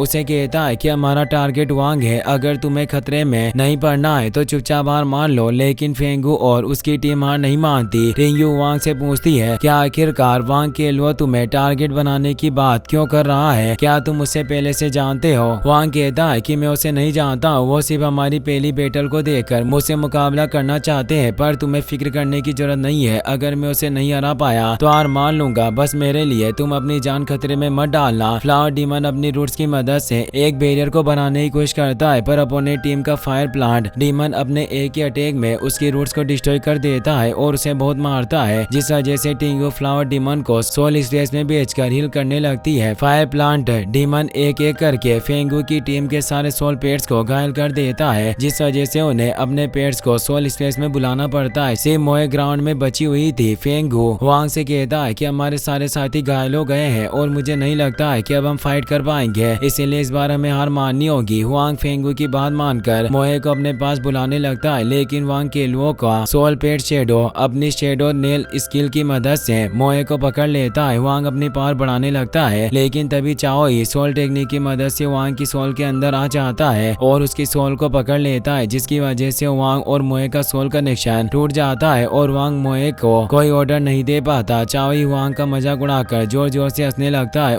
फिर अब हम मोए को देखते हैं, वो शेडो नेल स्किल से निकलने की कोशिश कर रही थी, पर वो कुछ नहीं कर पाती, इसीलिए वो अपनी सील ब्रेक स्किल को एक्टिवेट कर लेती है, जिसकी वजह से शेडो नेल स्किल डिस्ट्रॉय हो जाती है और मोए आजाद हो जाती है। ये देखकर सब लोग हैरान हो जाते हैं। फेंगू कहता है कि सील ब्रेक स्किल तो सिल्वर मून फॉक्स की यूनिक स्किल है, तो आखिरकार मोए इस स्किल का यूज कैसे कर रही है। सब लोग समझ जाते हैं कि मोए सिल्वर मून फॉक्स रेस की म्यूटेड हुई है। मोए तेजी से वांग के पास जाने की कोशिश करती है, पर फॉर्मेशन की वजह से वो वांग के पास नहीं जा पाती, इसीलिए वो लगातार क्लोज लेसेस से फॉर्मेशन पर अटैक करके उसे तोड़ने की कोशिश करती है, पर इससे कोई भी फर्क नहीं पड़ता। वांग मोए से कहता है कि चाओई ने सोल कंट्रोल टेक्निक की मदद से हमारे बीच का सोल कनेक्शन तोड़ दिया है और वो तुम्हें मरवाना चाहता है। जैसे ही तुम्हारी डेथ होगी व्हाइट नाइटमेयर मुझे निकल जाएगा। अब मैं चाहता हूँ कि तुम कुछ भी करके अपने आप को सेव रखो। वांग केलुओं की टीम के सोल पेट से मोए के सामने आ जाते हैं और उसे मारने का इंतजार करने लगते हैं, जिससे वांग घबरा जाता है। वो कहता है कि मोए को अकेले 10 सोल पेट्स से फाइट करनी है, अगर उसने जरा सी भी गड़बड़ कर दी तो उसकी जान खतरे में पड़ सकती है। फ्लेम टेल पेट मोए के आसपास एक फायर टोर्नेडो एक्टिवेट कर लेता है, पर इससे मोए को कोई फर्क नहीं पड़ता। वो अपने असली रूप में आ जाती है और अपने एक ही अटैक से फ्लेम टेल पेट को बुरी तरह से घायल कर देती है। ये देखकर सब हैरान हो जाते हैं। फेंगू और टिंगू को समझ में आ जाता है कि मोए 8 लेवल से ऊपर पहुंच गई है। वांग केलुओं की टीम के सारे सोल पेट्स एक साथ मोए पर अटैक करने के लिए जाते हैं, पर मोए आसानी से उनके अटैक से बच जाती है। यह देखकर चाओई को काफी गुस्सा आता है और वो अपनी सोल कंट्रोल टेक्निक की मदद से वांग की सोल को चोट पहुंचाने लगता है, जिससे वांग को काफी तकलीफ होती है। वांग केलियो अपनी टीम के सारे सोल पेट्स को ऑर्डर देकर मोए को घेर लेता है और उस पर अटैक करवाता है। मोए अपने ब्लड क्लो से बुल पेट के हॉर्न्स तोड़ देती है, लेकिन बुल पेट अपने टूटे हुए हॉर्न्स से मोए पर अटैक कर देता है और उसे दूर गिरा देता है, जिससे मोए को काफी चोट लगती है और उसकी हालत खराब हो जाती है। उसकी खराब हालत देखकर वांग को बहुत ही ज्यादा बुरा लगता है, पर वो फॉर्मेशन के अंदर नहीं जा सकता था, जिस वजह से वो मोए की मदद नहीं कर पाता। मोए फिर से खड़ी हो जाती है और अपने क्लो अटैक से बुल पेट्स को घायल कर देती है। ये देखकर सब हैरान हो जाते हैं। चाओई के लगातार स्पेशल अटैक करने पर भी वांग अपने आप को संभालते हुए खड़ा था, जिससे चाओई हैरान हो जाता है। वो सोचता है कि मुझे भरोसा नहीं हो रहा है कि यह बेवकूफ अभी तक इस स्पेशल अटैक को झेल रहा है। इसकी सोल पावर को देखकर लगता है कि यह एक सोल वॉरियर है, पर कुछ भी हो जाए आज मैं इसे जिंदा नहीं छोड़ूंगा। अचानक आसमान में बादल हट जाते हैं और मून दिखने लगता है, तो मोए जल्दी से मून लाइट की मदद से अपनी पावर रिकवर कर लेती है और बाकी बचे सोल पेट्स को चैलेंज कर देती है। वांग मोए से कहता है कि आज कुछ भी हो जाए पर तुम्हें इन सबको मारना होगा। ये कहकर वो मोए को मून ब्लेड से अटैक करने के लिए कहता है। मोए अपनी मून ब्लेड की मदद से 2 सोल पेट्स को घायल कर देती है। वांग मोए को फॉर्मेशन के बाहर से फाइट करने के लिए गाइड करता है। चाओई अपनी स्पेशल फोर्स बढ़ाकर वांग को बेहोश करने की कोशिश करता है, जिससे वांग को काफी तकलीफ होती है, पर वो अपने आप पर कंट्रोल रखता है और बेहोश नहीं होता। मोए अपने फ्लेम आवन से थोर्नी पेट पर अटैक कर देती है, जिससे थोर्नी पेट की बॉडी पर आग लग जाती है। उसकी ओनर उसे अपने सोल स्पेस में बुला लेती है, जिसकी वजह से ओनर की बॉडी पर भी आग लग जाती है और उसकी डेथ हो जाती है। इससे लियू जेन को बहुत गुस्सा आता है। वो कहता है कि बेवकूफो, क्या तुम्हें इतना भी नहीं पता है कि भले ही तुम अपने सोल पेट को अपने सोल स्पेस में बुला लो, पर फ्लेम अवन कभी नहीं बुझती। लियू जेन वांग केलुओ से कहता है कि अगर तुम इस कंपटीशन को नहीं जीत पाए तो सोच भी मत लेना कि मैं तुम में से किसी को जिंदा छोड़ दूंगा। ये बात सुनकर वांग केलुओ विंड डीमन की मदद से मोए पर अटैक करवाता है, जिससे मोए की हालत खराब हो जाती है और वो नीचे गिर जाती है, पर फिर भी वो हार नहीं मानती और विंड डीमन पर अटैक करने के लिए जाती जाती है। वांग केलो का शेडो पेट मोए के सामने आ जाता है और अपनी ड्रीम नीडल से मोए पर अटैक करता है। मोए उसके अटैक से बच जाती है पर उसके पैर में चोट लग जाती है जिससे उसे काफी तकलीफ होती है। मोए फिर से शेडो पेट और विंड डीमन पर अटैक करने के लिए जाती है पर वो दोनों साथ में अटैक करके उसे दूर कर देते हैं। मोए की हालत देखकर वांग केलो खुश हो जाता है। वो कहता है कि भले ये मूनलाइट फॉक्स काफी स्ट्रॉन्ग है पर अफसोस की बात है कि इसके पास इतनी पावर नहीं है कि हम हरा सके। तभी मोए के ऊपर मूनलाइट पड़ती है जिससे उसकी पावर रिकवर हो जाती है और अपने एक ही अटैक में शेडो पेट और विंड डीमन को घायल कर देती है। यह देखकर सब लोगों के होश उड़ जाते हैं और सब मोए की तारीफ करने लगते हैं। एक स्लेव कहता है कि मुझे यकीन नहीं हो रहा है कि एक एल्केमी मूनलाइट फॉक्स ने 10 सोल पेट्स को हरा दिया। यह सच में बहुत हैरानी की वाली बात है। अगर कभी मुझे मूनलाइट फॉक्स मिला तो मैं भी उसे अपना सोल पेट बना लूंगा। रियू सोचती है कि वांग और मोए ने आज साबित कर दिया है कि इस कंपटीशन में उन दोनों से ज्यादा स्ट्रॉन्ग कोई भी नहीं है। मुझे उम्मीद है कि अब चाओई वांग को मारने की कोशिश नहीं करेगा। चाओई लियू जेन से कहता है कि तुम अपना प्रॉमिस नहीं भूल सकते हो। हमारी बात हुई थी कि तुम उस फॉक्स को मार दोगे पर वो अभी भी जिंदा है। इससे लियू जेन को बहुत गुस्सा आता है। वो वांग केलो से कहता है कि तुम किसी भी काम के नहीं हो तो 10 सोल पेट्स के साथ मिलकर एक फॉक्स को भी नहीं हरा पाए। ये सच में बहुत शर्म की बात है। अब जल्दी से अपने नाइटमेयर को एक्टिवेट करो और कुछ भी करके इस बैटल को जीतो वरना मैं तुम्हें जिंदा नहीं छोड़ूंगा। वांग केलो कहता है कि मैं सिर्फ एक सोल स्टूडेंट हूँ, मैं अपने ग्रीन नाइटमेयर को कंट्रोल नहीं कर सकता। इससे लियू जेन को बहुत गुस्सा आता है। वो अपने हंटिंग बिस्ट को वांग केलो के पास भेज देता है और से कहता है कि अगर तुमने अपने नाइटमेयर को एक्टिवेट नहीं किया तो मैं तुम्हें जिंदा नहीं छोड़ूंगा। ये बात सुनकर वांग केलो डर जाता है और नाइटमेयर को एक्टिवेट करने के लिए मान जाता है। वो सोचता है कि नाइटमेयर पैलेस में कमजोरों के लिए कोई जगह नहीं है। मैं शुरुआत से ही जानता था कि मुझे अपने नाइटमेयर का यूज करना होगा। ये सोचकर वांग केलो अपने सेकंड स्टेज के ग्रीन नाइटमेयर को एक्टिवेट कर लेता है जिसे देखकर चाओई खुश हो जाता है जबकि वांग बहुत ही ज्यादा घबरा जाता है और उसे मोए की फिक्र होने लगती है। मोए ग्रीन नाइटमेयर पर अटैक करने के लिए जाती है पर ग्रीन नाइटमेयर आसानी से उसे दूर फेंक देता है जिसकी वजह से मोए बेहोश हो जाती है और अपने लिटिल फॉर्म में आ जाती है। यह देखकर वांग को बहुत ही ज्यादा बुरा लगता है और उसे मोए से किया हुआ प्रॉमिस याद आता है कि कुछ भी हो जाए पर हम दोनों मरते दम तक एक साथ फाइट करेंगे और कभी भी साथ नहीं छोड़ेंगे। यह सोचकर वांग अपने व्हाइट नाइटमेयर को एक्टिवेट कर लेता है जिससे उसकी पावर बहुत ही ज्यादा बढ़ जाती है। यह देखकर चाओई के होश उड़ जाते हैं। वांग अपने एक ही पंच में ग्राउंड की फॉर्मेशन को डिस्ट्रॉय कर देता है और मोए के पास चला जाता है। ग्रीन नाइटमेयर को देखकर वांग को बहुत ही ज्यादा गुस्सा आता है और उसकी बॉडी पर व्हाइट नाइटमेयर का ऑरा ग्लो करने लगता है जिससे सब हैरान हो जाते हैं। चीफ मास्टर कहते हैं कि इस दुनिया में व्हाइट नाइटमेयर के अलावा कोई भी नहीं है जो इस तरह का खलनायक डेथ ऑरा रिलीज कर सकता हो। वांग अपने फ्लेमिंग अवन से ग्रीन नाइटमेयर पर अटैक करता है जिसकी वजह से ग्रीन नाइटमेयर की बॉडी पूरी तरह से डिस्ट्रॉय हो जाती है और उसकी बॉडी डिस्ट्रॉय होते ही वांग केलो की डेथ हो जाती है। चाओ ये जोर जोर से हंसने लगता है और वांग से कहता है कि तुम्हारी सोल पावर पूरी तरह से खत्म हो गई है। अब अगली बार तुम व्हाइट नाइटमेयर को शांत नहीं कर पाओगे और वो तुम्हारी सोल को निगल जाएगा। वांग कहता है कि अगर ऐसी बात है तो मैं तुम्हें अपने साथ लेकर मरूंगा। यह कहकर वो अपनी डीमन फायर फ्लेम अवन से चाओई पर अटैक कर देता है जिसकी वजह से चाओई की बॉडी पर आग लग जाती है और उसे बहुत दर्द होता है मगर वो अपनी बॉडी पर लगी आग को बुझा देता है और उसे वांग पर बहुत ही ज्यादा गुस्सा आता है। वो अपने बर्ड पेड़ को एक्टिवेट कर लेता है जिससे वहाँ बहुत ही ज्यादा एनर्जी रिलीज होती है। चीफ मास्टर सोचते हैं कि वांग की बॉडी में व्हाइट नाइटमेयर है, जाहिर सी बात है कि वो कोई नॉर्मल इंसान नहीं है। ये सोचकर चीफ मास्टर चाओई को रोकने की कोशिश करते हैं मगर चाओई उनकी बात नहीं सुनता और अपनी बर्ड पेड़ से वांग पर अटैक करवा देता है जिसकी वजह से वहाँ एक ब्लास्ट होता है और सबको लगता है कि वांग मर चुका है लेकिन शियागुआन ने अपने नाइटमेयर की मदद से वांग को बचा लिया था। व्हाइट नाइटमेयर अपने एक ही अटैक में बर्ड पेड़ को डिस्ट्रॉय कर देता है। 5th स्टेज के व्हाइट नाइटमेयर को देखकर सब लोग हैरान हो जाते हैं। शियागुआन वहाँ जाता है और चाओई से कहता है कि मैंने तुम्हें व्हाइट नाइटमेयर को आगे बढ़ने देने के लिए कहा था पर तुम कुछ और ही कर रहे हो। शियागुआन को देखकर चाओई बहुत ही ज्यादा डर जाता है। वो झूठ बोलते हुए कहता है कि वांग की सोल पावर व्हाइट नाइटमेयर के लिए काफी कम पड़ रही थी और वो उसे कंट्रोल नहीं कर पा रहा था, इसीलिए मैं सिर्फ व्हाइट नाइटमेयर को शांत कर रहा था। शियागुआन कहता है कि तुम्हें झूठ बोलने की जरूरत नहीं है, मुझे सब पता चल गया है, यहाँ तक ये भी तुमने सोल कंट्रोल टेक्निक की मदद से वांग और उसके सोल पेट का सोल कनेक्शन काट दिया था। ये बात सुनकर चाओई बहुत ही ज्यादा घबरा जाता है और शियागुआन से माफी मांगने लगता लगता है, मगर शियागुआन उसकी बात नहीं सुनता और गार्ड से कहकर उसे प्रिजन आइलैंड में भिजवा देता है। शियागुआन वांग के पास जाता है और उसे पूछता है कि मुझे समझ में नहीं आ रहा है कि तुम्हारी जिंदगी इतनी ज्यादा बेकार है, पर फिर भी तुम जिंदा क्यों रहना चाहते हो, जबकि इस जिंदगी में तुम एक कमजोर से ज्यादा कुछ नहीं हो। वांग कहता है कि अगर मुझे 10 साल का वक्त मिल जाए तो मेरे सामने तुम एक कमजोर कीड़े से ज्यादा कुछ नहीं रहोगे। ये कहते हुए वांग बेहोश हो जाता है।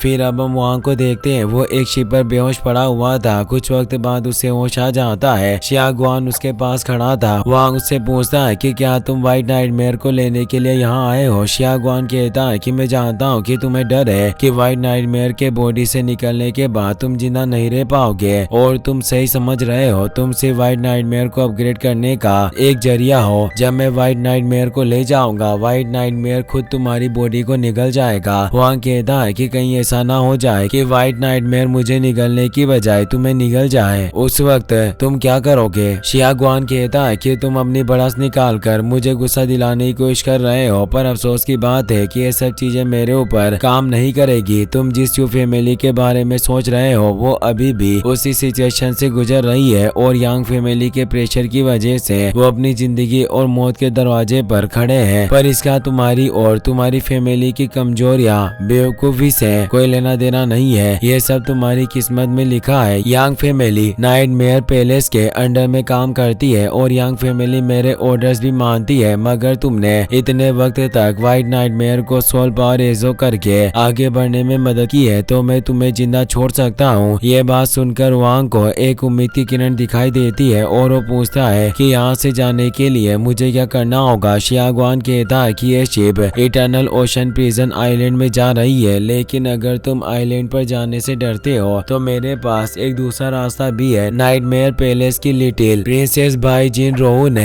13 साल की उम्र में व्हाइट नाइटमेयर के साथ सोल कॉन्ट्रैक्ट साइन किया था। वो 13 साल की उम्र में व्हाइट नाइटमेयर को संभाल रही थी। आज उनका व्हाइट नाइटमेयर 4th स्टेज पर पहुंच गया था और उनके ऑर्डर मानने लगा है। प्रिंसेस ने मुझसे कहा है कि मैं तुम्हें यहाँ से जिंदा वापस जाने दूं, पर उसके लिए तुम्हें मुझसे अच्छी तरह से भीख मांगनी होगी। ये बात सुनकर वांग को वो दिन याद आ जाते हैं जब यांग फैमिली के मेंबर्स वांग के साथियों को मार रहे थे। अपने पास्ट को याद करके वांग को बहुत गुस्सा आता है और वो बिना कुछ सोचे समझे प्रिजन आइलैंड पर जाने के लिए तैयार हो जाता है। शियागुआन कहता है कि कल सुबह मेरा आइस विंग्ड टाइगर तुम्हें प्रिजन आइलैंड पर लेकर जाएगा। अगर तुमने रास्ते में भागने की कोशिश की तो तुम जिंदा नहीं बच पाओगे। ये कहकर शियागुआन वहाँ से चला जाता है। वांग मोए की मदद से जिन रोहू को एक थैंक्स लेटर भेज देता है। अगले दिन वांग आइस विंग्ड टाइगर पर बैठकर प्रिजन आइलैंड की तरफ चला जाता है। शियागुआन वांग को बताता है कि प्रिजन आइलैंड हर 3 साल में एक बार ओपन होता है, जहां 3000 स्लेव्स एक दूसरे से फाइट करते हैं। सिर्फ आखिरी जिंदा बचने वाला स्लेव्स ही नाइटमेयर पैलेस के लिए चूज किया जाता है। अगर तुम जिंदा नहीं बच पाए तो तुम्हारे पास मुझसे नफरत करने के कोई भी कारण नहीं होगा। मैंने तुम्हारे व्हाइट नाइटमेयर को अपनी सोल पावर से मार्क कर दिया है। अगर तुमने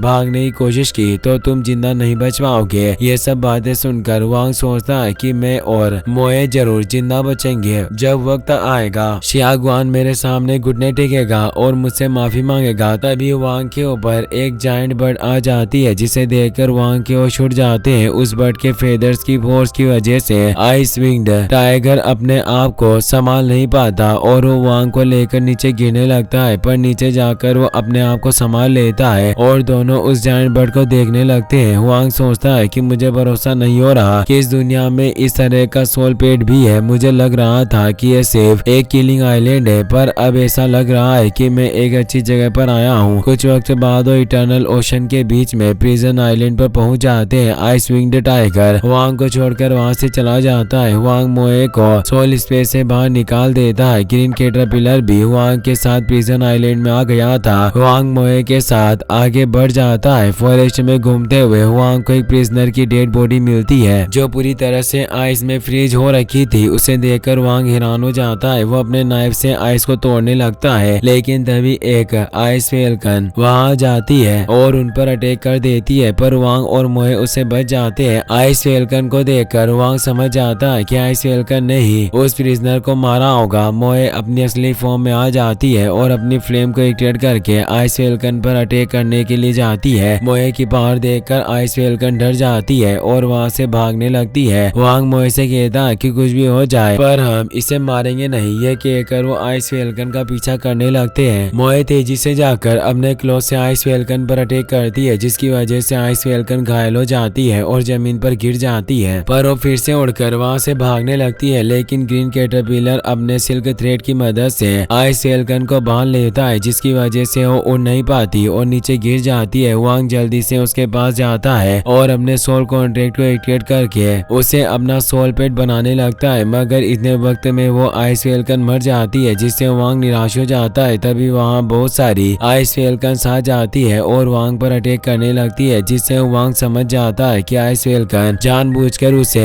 अपने घर के पास लेकर आई ताकि उसके साथी वांग को मार सके। वांग मोए के साथ आइस फेल्कन से दूर भागने लगता है। मोए अपने फ्लेम ओवन की मदद से आइस फेल्कन पर अटैक करती है, पर आइस फेल्कन आसानी से उनके अटैक को फेल कर देती है और अपने आइस वेल विंड से अटैक कर देती है। उसे बचने के लिए वांग पेड़ के पीछे जाकर छिप जाता है, जिससे उसे कुछ नहीं होता और वो बच जाता है। मोए को भी उस अटैक से कोई फर्क नहीं पड़ता और वो वांग के पास चली जाती है। आइस फेल्कन दोबारा उन पर अटैक करने के लिए आती है। ग्रीन कैटरपिलर अपने सिल्क थ्रेड से उन्हें रोकने की कोशिश करता है और मोए भी उन पर अटैक करके उन्हें रोकती है। आइस फेल्कन से बचते हुए वांग एक ट्री की रूट में छिप जाता है, मगर आइस फेल्कन को उनके बारे में पता चल जाता है और अपने आइस क्रिस्टल्स से उस पर अटैक करने लगती है, जिससे वांग डर जाता है और उसे रूट्स से बाहर निकलना पड़ता है। ग्रीन कैटरपिलर अपने सिल्क थ्रेड की मदद से आइस फेल्कन के सामने एक जाल बना देता है, जिसकी वजह से आइस फेल्कन वांग पर अटैक नहीं कर पाती। इस चीज का फायदा उठाकर वांग वहाँ से दूर भागने लगता है, लेकिन ग्रीन कैटरपिलर अपने सिल्क थ्रेड से आइस फेल्कन पर अटैक कर देता है और उसे बांधने की कोशिश करता है। ये देखकर वांग घबरा जाता है और ग्रीन कैटरपिलर को वापस आने के लिए कहता है, मगर ग्रीन कैटरपिलर उसकी बात नहीं सुनता और आइस फेल्कन पर अटैक करता रहता है। सिल्क थ्रेड से बचने के लिए आइस फेल्कन इधर उधर उड़ने लगती है, जिसकी वजह से ग्रीन कैटरपिलर अपने सिल्क थ्रेड में फंस जाता है। ग्रीन कैटरपिलर इस चीज का फायदा उठाकर एक सिल्क कोकुन बना लेता है और उसे पेड़ के बीच में लटका देता है। ये देखकर वांग चौंक जाता है। वो कहता है कि मैंने नहीं सोचा था कि ग्रीन कैटरपिलर इतना ज्यादा स्ट्रॉन्ग है। उसने जानबूझकर ये सब किया ताकि वो अपने लिए कोकुन बना सके। ग्रीन कैटरपिलर ने हमारी काफी मदद की है, तो अब हमें भी उसके कोकुन को प्रोटेक्ट करना होगा। वांग और मोए बहुत दिनों तक सिल्क कोकुन के पास रुककर उसे दूसरे सोल पेट्स में प्रोटेक्ट करते हैं। एक दिन आइस फेल्कन का पीछा करते हुए वांग और मोए उसके घोंसले के पास पहुंच जाते हैं, जो एक केव के अंदर था। वांग सोचता है कि अब ग्रीन कैटरपिलर के आसपास कोई खतरा नहीं है, तो हम आइस फेल्कन की केव में जा सकते हैं। ये सोचकर वांग और मोए आइस फेल्कन केव में चले जाते हैं। केव के अंदर से बहुत ही कोल्ड एनर्जी रिलीज हो रही थी, पर वांग को वहाँ एक भी आइस फेल्कन नहीं दिख रही थी, जिससे वो हैरान हो जाता है और मोए को अपने फ्लेम ओवन यूज करने के लिए कहता है। मोए अपने फ्लेम ओवन से केव के अंदर अटैक करती है, जिससे डरकर कुछ आइस फेल्कन केव में भाग जाती है। उनके जाते हाई क्लास वॉरियर रैंक की आइस एयर फेरी सामने आती है, जो सेकंड स्टेज के 6th लेवल पर थी। उसे देखकर वांग हैरान हो जाता है। वो कहता है कि मैंने सुना था कि आइस फेल्कन अपनी आइस पावर की मदद से कोल्ड एनवायरनमेंट को बनाती है ताकि उनकी गार्डियन गॉड आइस एयर फेरी को बुला सके। इस आइस फेरी ने अकेले इस पूरी केव को फ्रीज किया हुआ है। ये सच में काफी स्ट्रॉन्ग है। ये कहकर वांग आइस फेरी के पास चला जाता है, पर आइस फेरी चुपचाप बैठी हुई थी और मुंह नहीं कर रही थी, तो मोए अपने क्लो से उस पर अटैक कर देती है, जिससे आइस फेरी घायल हो जाती है, पर वो तुरंत अपने आप को ठीक कर लेती है। उसे वांग पर बहुत गुस्सा आता है और वो आइस क्रिस्टल से उस पर अटैक करती है, मगर वांग आसानी से उसके अटैक से बच जाता है। वो कहता है कि मुझे ऐसा लग रहा है कि इतने वक्त से आइस फेल्कन आइस फेरी को प्रोटेक्ट कर रही थी, जिस वजह से ये अभी भी एक बच्ची है। आइस फेरी केव से भागने की कोशिश करती है, पर वो दीवार से टकराकर नीचे गिर जाती है और बच्चों की तरह रोने लगती है। उसके आंसू आइस में फ्रीज होकर नीचे गिर जाते हैं, जिसे देखकर आइस फेरी खुश हो जाती है और उनके साथ खेलने लगती है। वांग मोए से कहता है कि तुम्हें इससे फाइट करने की कोई जरूरत नहीं है, तुम बस इसे अपनी फायर से कैद कर लो। मोए अपनी पावर से आइस फेरी के आसपास फायर जला देती है और उसे कैद कर लेती है। वांग सोल कॉन्टैक्ट एक्टिवेट करके आइस फेरी को अपना सोल पेट बनाने लगता है, लेकिन वहाँ बहुत सारी आइस फेल्कन आ जाती है। वांग के पास कोई रास्ता नहीं था, इसीलिए सोल कॉन्टैक्ट छोड़कर वहाँ से भाग जाता है। वो केव के अंदर चला जाता है और बाहर जाने का रास्ता रास्ता ढूंढने लगता है। उसे पता चलता है कि आइस एयर फेरी उसके सोल स्पेस में आ गई है, इसीलिए वो खुद भी सोल स्पेस में चला जाता है। वो आइस फेरी से कहता है कि तुम्हें देखकर ऐसा लग रहा है कि तुम्हें सोल कॉन्ट्रैक्ट के बारे में कुछ भी नहीं पता, इसीलिए तुमने कॉन्ट्रैक्ट एक्सेप्ट कर लिया। पर तुम फिक्र मत करो, मैं तुम्हारे साथ कुछ भी गलत नहीं करूंगा और तुम्हें स्ट्रॉन्ग बनाऊंगा। आज से मैं तुम्हें निंग कहकर बुलाऊंगा। ये बात सुनकर निंग खुश हो जाती है। तभी वांग को किसी की आवाज आती है, इसीलिए अपने सोल स्पेस से बाहर आ जाता है। दो प्रिजनर उसके सामने आते हैं। जांग कुओ चोंग अपने साथी जियांग लियांग से कहता है कि मैंने तुमसे पहले कह दिया था कि कोई ना कोई इस गेम में जरूर है, और देखो मेरी बात सच निकली। जियांग लियांग कहता है कि तुमने सही कहा था, इस गेम में हमारे लिए शिकार है, पर इस बार हम इसे दूसरे शिकार की तरह जल्दी नहीं मारेंगे, वरना हमें मजा नहीं आएगा। वो चोंग को देखते हैं, वो अपनी आइस फैल्कन को एक्टिवेट कर लेता है और उसे वांग पर अटैक करने लगता है। वांग निंग को एक्टिवेट कर देता है। निंग को देखकर आइस फैल्कन रुक जाती है और वांग पर अटैक नहीं करती। इससे को चोंग को काफी गुस्सा आता है। वो आइस फैल्कन से कहता है, क्या आखिरकार तुम क्या कर रही हो और इस तरह खड़ी होकर उन्हें क्यों देख रही हो? जल्दी से उस पर अटैक करो। वांग निंग को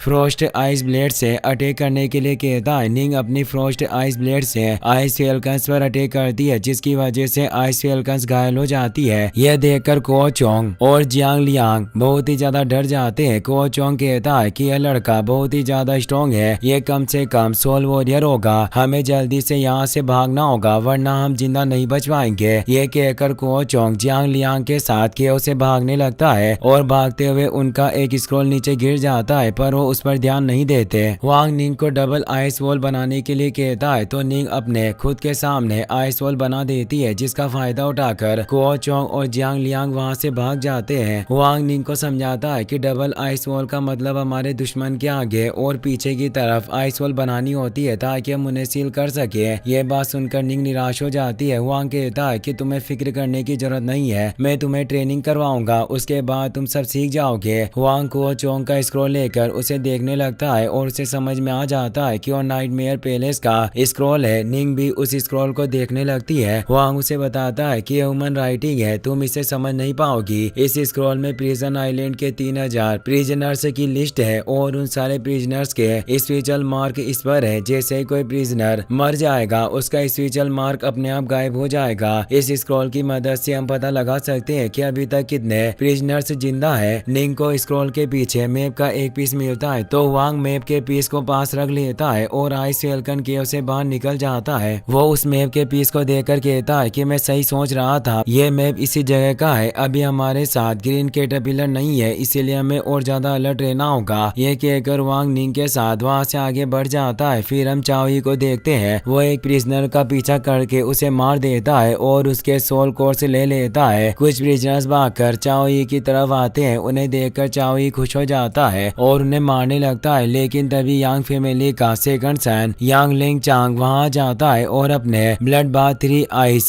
बीस्ट के एक ही अटैक में उन सारे प्रिजनर्स को मार देता है। लिंग चांग को देखकर चाओई हैरान हो जाता है। वो कहता है कि ये तो यांग फैमिली के स्ट्रॉन्ग लोगों में से एक है, पर आखिरकार ये प्रिजन आइलैंड में क्या कर रहा है। लिंग चांग उन प्रिजनर्स के स्क्रॉल ले लेता है और चाओई से कहता है कि कितने शर्म की बात है कि उस बच्चे की वजह से तुम प्रिजन आइलैंड में आ गए। चाओई कहता है कि मैं सिर्फ अपनी यांग फैमिली की मदद कर रहा था, जिस वजह से मेरी हालत हो गई। इससे लिंग चांग को काफी गुस्सा आता है। वो कहता है कि यांग फैमिली की मदद करके तुमने कोई ऐसा नहीं किया है, इससे तुम्हें भी बहुत फायदा हुआ। मुझे यकीन नहीं हो रहा है कि तुम एक कमजोर बच्चे को भी नहीं हरा सके। चाओई उसे शांत करता है और कहता है कि मैं आपके लिए स्क्रॉल इकट्ठा करूंगा और ट्रेजर ढूंढने में आपकी मदद करूंगा, उसके बदले में आप मुझे प्रिजन आइलैंड के किंग बनने में मदद कर दीजिए। 3 साल बाद जब मैं प्रिजन आइलैंड से निकल जाऊंगा तो नाइटमेयर पैलेस में आपके सारे ऑर्डर्स मानूंगा। लिंग चांग चाओई की बात मान जाता है और उससे स्क्रॉल ले लेता है। फिर हम हुआंग को देखते हैं, वो मोए के साथ एक पेड़ पर सो रहा था। उसे एक सपना आता है जिसमें वो अपने फादर चू तियान चेंग के साथ मजे कर रहा था। तियान चेंग कहते हैं कि ब्राइट थॉर्न बीस्ट है और इंक बीस्ट हमारी चू फैमिली के सोल पेट्स हैं। क्या तुम जानते हो कि मैंने अपने लिए इंक बीस्ट को क्यों चूज किया होगा? इंक बीस्ट की फाइटिंग विल बहुत ही ज्यादा स्ट्रॉन्ग होती है, इससे कोई फर्क नहीं पड़ता कि सिचुएशन कैसी हो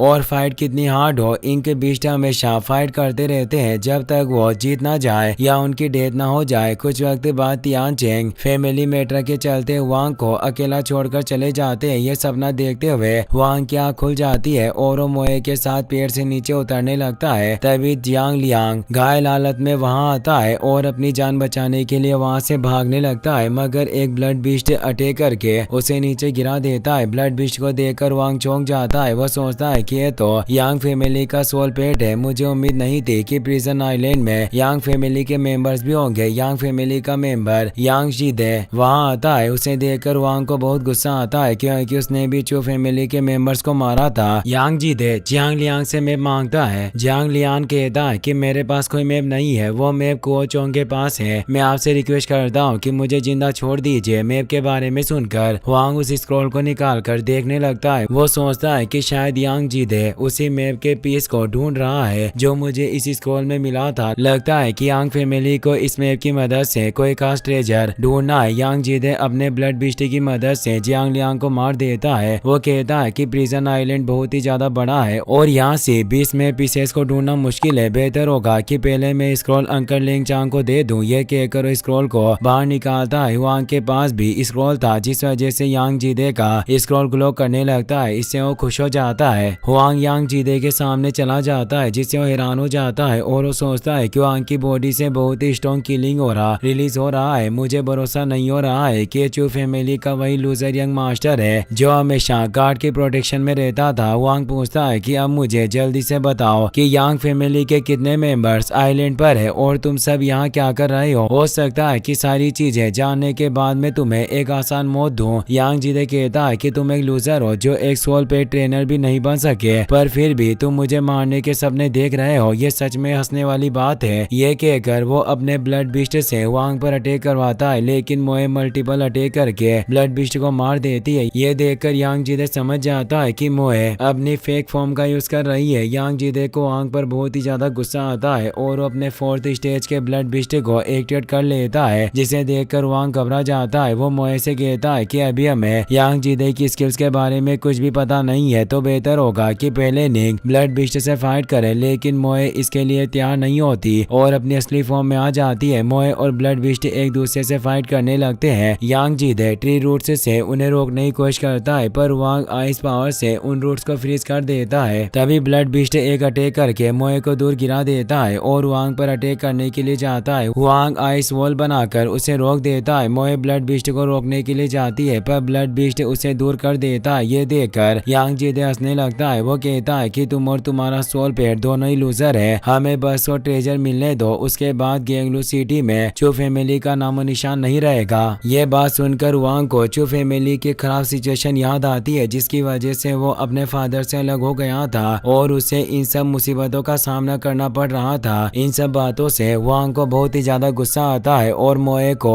वापस आने के लिए कहता है, लेकिन मोए उसकी बात नहीं सुनती और फाइट करने के लिए तैयार हो जाती है। ये देखकर यांग जीदे जोर जोर से हंसने लगता है। वो कहता है कि तुम्हारी फोक्स किसी भी काम की नहीं है, यहाँ तक कि वो तुम्हारे ऑर्डर भी नहीं मान रही। तभी मोए जोर से रोर करने लगती है और उसकी बॉडी पर स्ट्रॉन्ग डेमोनिक ऑरा ग्लो करने लगता है, जिससे यांग जीदे हैरान हो जाता है और उसे समझ में आ जाता है कि मोए म्यूटेशन की मदद से अपने आप को अपग्रेड कर रही है। रेशियल म्यूटेशन की मदद से मोए 6 टेल्ड डीमन फॉक्स में ट्रांसफॉर्म हो जाती है। यह देखकर वांग बहुत खुश होता है। वो सोचता है कि मुझे उम्मीद नहीं थी कि मोए 3 टेल्ड छोड़कर सीधा 6 टेल्ड डीमन फॉक्स में ट्रांसफॉर्म हो जाएगी। मोए सिर्फ फॉक्स टेल्ड फॉक्स में नहीं बल्कि evil flame 6 tailed demon fox में ट्रांसफॉर्म हुई है और इसकी कॉम्बैट पावर एक कमांडर रैंक सोल पेट के बराबर है। मोए का रेशियल म्यूटेशन देखकर यांग जीदे के होश उड़ जाते हैं और वो बहुत ही ज्यादा डर जाता है। मोए अपने एक ही क्लो अटैक में ब्लड बीस्ट को मार देती है और यांग जीदे को नीचे गिराकर उसके ऊपर खड़ी हो जाती है, जिससे यांग जीदे बहुत ही ज्यादा डर जाता है। वो कहता है कि मुझे मत मारो, मैं तुम्हें सब सच बता रहा हूँ। सेकंड अंकल लिंग चांग है जो टीम लेकर प्रिजन आइलैंड पर आए हैं और मुझे मिलाकर टोटल 5 मेंबर से हम लॉर्ड शिया को बिना बताए छिपके से यहाँ आए हैं ताकि उन मैप से पीसेस को कलेक्ट करके वाइल्ड ब्लड प्यूपिल को ढूंढ सके। वांग पूछता है कि वाइल्ड ब्लड प्यूपिल तो तुम्हारी यांग फैमिली की यूनिक स्किल है, तो तुम उसे ढूंढने के लिए यहाँ क्यों आए हो। यांग जीदे बताता है कि हमारी फैमिली के पास उस स्किल का पूरा वर्जन नहीं है, इसीलिए हम यहाँ आए हैं। ये कहते हुए यांग जीदे वांग के पास आ जाता है और नाइफ से उस पर अटैक करने लगता है, लेकिन मोए अपनी इविल फ्लेम्स से अटैक करके उसे मार देती है। लिंग चांग को भी यांग जीदे जीदे की डेथ के बारे में पता चल जाता है। हुआंग यांग जीदे के ट्रेजर्स लेकर एक केव में चला जाता है और मोए को सोल स्पेस में भेज देता है। वो कहता है क्या आखिरकार मुझे रिमेम्बर्स सोल ट्रेनर मिल गया और मेरा व्हाइट नाइटमेयर भी 3rd स्टेज पर पहुंच गया है। अगर मैंने अपने हाई कमांडर व्हाइट नाइटमेयर को कंट्रोल कर लिया तो मुझे लेंग चांग से भी डरने की जरूरत नहीं है। अब मैं व्हाइट नाइटमेयर को एक्टिवेट कर सकता हूँ। ये कहकर वांग अपने व्हाइट नाइटमेयर को एक्टिवेट कर लेता है। व्हाइट नाइटमेयर अपनी बॉडी से एनर्जी रिलीज करके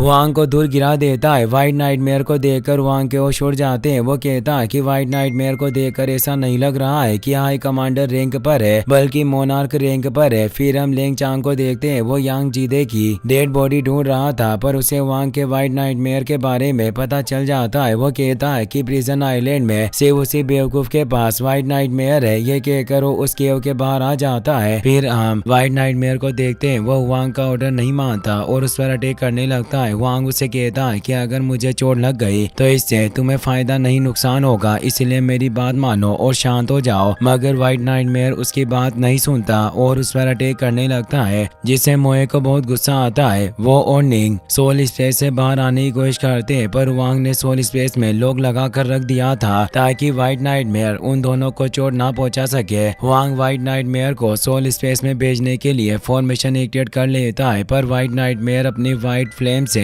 वांग की बॉडी पर आग लगा देता है जिससे वांग को बहुत तकलीफ होती है। अचानक उस फॉर्मेशन के अंदर से चेन से निकलकर व्हाइट नाइटमेयर को पकड़ लेती है और उसे फॉर्मेशन के अंदर खींचने लगती है। ये देखकर वांग चौंक जाता है। वो कहता है कि व्हाइट नाइटमेयर मेरी सोल पावर को एजो करता है जिस वजह से अब वो मुझे नहीं मार सकता और अब वो सिर्फ मेरी सोल पावर की मदद से जिंदा रह सकता है। ये कहकर वांग आसानी से व्हाइट नाइटमेयर को सोल स्पेस में भेज देता है। तभी लेंग चांग वहां जाता है। वो कहता है कि तुम व्हाइट नाइटमेयर के हाथों नहीं मरे। ये सच में काफी हैरानी की बात है पर मैं नहीं जानता कि ये तुम्हारा लक है या तुम्हारी किस्मत खराब है। ये कहकर वो अपने ब्लड व्हील विंड से वांग पर अटैक करता है पर वांग आइस वॉल की मदद से बच जाता है। वो सोचता है कि मुझे उम्मीद नहीं थी कि यह कमीना इतनी जल्दी यहाँ जाएगा। भले ही मेरे पास काफी सोल पावर है पर अभी मैं लेंग चांग का मुकाबला नहीं कर सकता हूँ। तभी मोए सोल स्पेस से बाहर आ जाती है और लेंग चांग पर अटैक करने लगती है पर वांग उसे रोक देता है और उसे साथ में अटैक करने के लिए कहता है। मोए वांग के साथ मिलकर अपनी डीमन फ्लेम इविल फ्लेम से लेंग चांग पर अटैक करती है मगर लेंग चांग अपने 3 आइड बिस्ट पर बैठकर केव से दूर चला जाता है जिससे उससे कुछ नहीं होता। इसका फायदा उठाकर वांग केव से निकलकर दूर भाग जाता है तो लेंग चांग उसका पीछा करने लगता है और उस पर अटैक करता है। वांग निंग को एक्टिवेट कर लेता है और उसे लेंग चांग को रोकने के लिए कहता है। निंग अपनी आइस पावर की मदद से वांग के स्टेचू बना देती है और उसके पास बैठ जाती है। लेंग चांग आइस स्टेचू पर अटैक करने के लिए आता है। निंग की क्रिस्टल से अटैक करके उसे रोकने की कोशिश करती है पर 3 आइड बिस्ट अपने एक ही अटैक में निंग को दूर गिरा देता है जिससे वो घायल हो जाती है और अपने सोल स्पेस में चली जाती है। इतने वक्त में वांग लेंग चांग से बहुत दूर आ जाता है। फिर हम 3 साल बाद का सीन देखते हैं। प्रिजन आइलैंड में घूमते हुए वांग की हालत एकदम भिखारी की तरह हो गई थी। वो मोए के पास फॉरेस्ट से जा रहा था तभी एक प्रिजनर और उसका सोल पेट उन पर अटैक कर देता है। वांग उस प्रिजनर को बेहोश कर देता है और मोए अपनी फ्लेम की मदद से सोल पेट को मार देती है। उस प्रिजनर के पास से वांग को मैप का एक पीस मिलता है। वांग एक केव में जाता है जहाँ एक टाइगर कैद था। वांग उसे मीट खाने के लिए देता है और उसे अपनी सोल कैचर रिंग को एजो कर लेता है। केव के बाहर वांग को यांग फैमिली के 2 मेंबर्स मिलते हैं और वांग को मारने की धमकी देने लगते हैं। निंग अपनी आइस पावर की मदद से उनके पीछे आइस वॉल बना देती है ताकि वो वहाँ से भाग ना सके। यांग फैमिली के दोनों मेंबर्स अपने ब्लड बिस्ट से वांग पर अटैक करवा देते हैं। वांग अपनी सोल कैचर रिंग से टाइगर को बाहर निकाल लेता है। टाइगर अपने डबल स्लेश की मदद से दोनों ब्लड बिस्ट को मार देता है और अपने एक ही अटैक में दोनों मेंबर्स को भी मार देता है। वांग टाइगर से कहता है कि मैं तुम्हें कैद नहीं करना चाहता हूँ, मैं सिर्फ तुम्हारी मदद करना चाहता था और तुमने इन्हें मारकर मेरा भी काम आसान कर दिया, इसीलिए तुम यहाँ से जा सकते हो। ये बात सुनकर टाइगर वहाँ से चला जाता है। फिर हम पास का सीन देखते हैं। तियान चेंग अपनी वाइफ लियो बिंगलान से पूछते हैं कि तुम वापस जब जा रही हो। बिंगलान कहती है कि अभी मैंने जाने के बारे में नहीं सोचा पर मैं यहाँ भी नहीं रुकूंगी। तियान चेंग कहते हैं कि तुम जब चाहो यहाँ आ सकती हो और मैं जानता हूँ कि तुम किसी चीज के बारे में बात करने के लिए आई हो, तो अब जल्दी से बताओ तुम्हें क्या कहना है। बिंगलान कहती है कि इस बार मैं सिर्फ वांग को वापस ले जाने के लिए आई हूँ। तियान चेंग कहता है कि मैंने वांग को ट्रेनिंग के लिए भेजा है और अब वो 1 साल बाद वापस आएगा। बिंगलान पूछती है कि उसके साथ कौन है और क्या तुम्हें भरोसा है कि वो सेफ रहेगा। तियानचेंग कहते हैं कि वो एक सेफ जगह पर है और वहाँ उसे कोई परेशानी नहीं होगी। बिंगलान कहती है कि जैसे ही वांग 18 साल का हो जाएगा मैं उसे अपने साथ लेकर जाऊंगी और एक सेरेमनी रखूंगी ताकि वो सोल पैलेस को ज्वाइन कर सके। मैं उसे एकदम अच्छा सोल पे ट्रेनर बना दूंगी। मैं तुम्हारे ऊपर का बैन भी हटवा दूंगी। उसके बाद तुम भी सोल पैलेस में रह सकोगे। तियानचेंग कहते हैं कि मुझे इन सब चीजों से कोई लेना देना नहीं है, तुम बस यहाँ से चली जाओ। बिंगलान कहती है कि अगर ऐसी बात है तो 2 साल बाद मैं वांग को लेने के लिए आऊंगी। फिर हम प्रेजेंट का सीन देखते हैं। वांग थंडर ड्रीम बिस्ट और डीमन ट्री के साथ सोल कॉन्टेक्ट करके उन्हें अपना सोल पेट बना लेता है। वो ड्रीम बिस्ट को जियो है और डीमन ट्री को मोशु नाम देता है। वांग वाटरफॉल के पास जाता है और वहाँ उसे शिंजू मिलती है। वांग को देखकर शिंजू अपना नाइफ बाहर निकाल लेती है। वांग उसे कहता है कि मैं तुम्हें चोट पहुँचाने के लिए नहीं आया हूँ, मुझे बस ये बताओ कि चाओई कहाँ है। शिंजू कहती है कि ये कहना बहुत आसान है कि तुम मुझे चोट नहीं पहुँचाओगे, पर मैं इस प्रिजन आइलैंड में किसी पर भी भरोसा नहीं करती। यहाँ तक कि चाओई ने खुद मेरी फायर फेरी को मार दिया और अब तुम भी मुझे चोट पहुँचाने के लिए आए हो। वांग कहता है कि चाओई ने हमेशा तुम्हारा यूज किया है पर फिर भी तुमने उसका साथ दिया। अगर मैं तुम्हें मारना चाहता तो मुझसे इतना वक्त नहीं लगता। मेरी बात को समझो, मैं तुम्हें चोट पहुंचाने के लिए नहीं आया हूँ। ये बात सुनकर शिंजू अपना नाइफ नीचे फेंक देती है। वो कहती है कि तुम्हें लगता है कि मैं चाओई के साथ रहना चाहती हूँ, पर ऐसा नहीं है। मेरे पास चाओई को मारने के बहुत मौके थे पर उसे मारने के बाद मैं खुद जिंदा नहीं बच पाती। वांग कहता है कि अब तुम्हें चाओई से डरने की जरूरत नहीं है, आज मैं उसे मार दूंगा और सब ठीक हो जाएगा। ये कहकर वांग शिंजू का नाइफ उठाकर उसे दे देता है। शिंजू कहती है कि भूलो मत कि मैं भी एक प्रिजनर हूँ, अगर आखिर में तुम मेरे सामने हुए तो मैं तुम्हें मारने में देर नहीं करूंगी। वांग कहता है कि मैं जानता हूँ कि चाओई आसपास ही है, अगर तुम्हारी थोड़ी सी भी रेपुटेशन बची हुई है तो मेरे साथ चलकर चाओई को मरते हुए देखो। शिंजू पूछती है कि अगर मैं फिर से सारी चीजें शुरू करूं और चाओई का साथ ना दूं तो क्या हम दोनों का रिलेशन बदल सकता है। वांग हमें जवाब देता है। वांग चाओई के पास आता है और आइस क्रिस्टल से उस पर अटैक करता है, पर चाओई को उसके बारे में पता चल जाता है और वो आसानी से बच जाता है। वांग कहता है कि आखिरकार हम दोनों मिल ही गए, क्योंकि 3 सालों तक एक लड़की के पीछे छिपकर तुम थक गए होंगे। इससे चाओई को काफी गुस्सा आता है। वो अपने विंड डीमन से वांग पर अटैक करता है, पर वांग आसानी से उसके अटैक से बच जाता है और निंग को एक्टिवेट कर लेता है। शिंजू वांग से कहता है कि चाओई को विंड डीमन प्रिजन आइलैंड से मिला है और ये काफी स्ट्रॉन्ग है, इसीलिए तुम्हें संभल कर रहना होगा।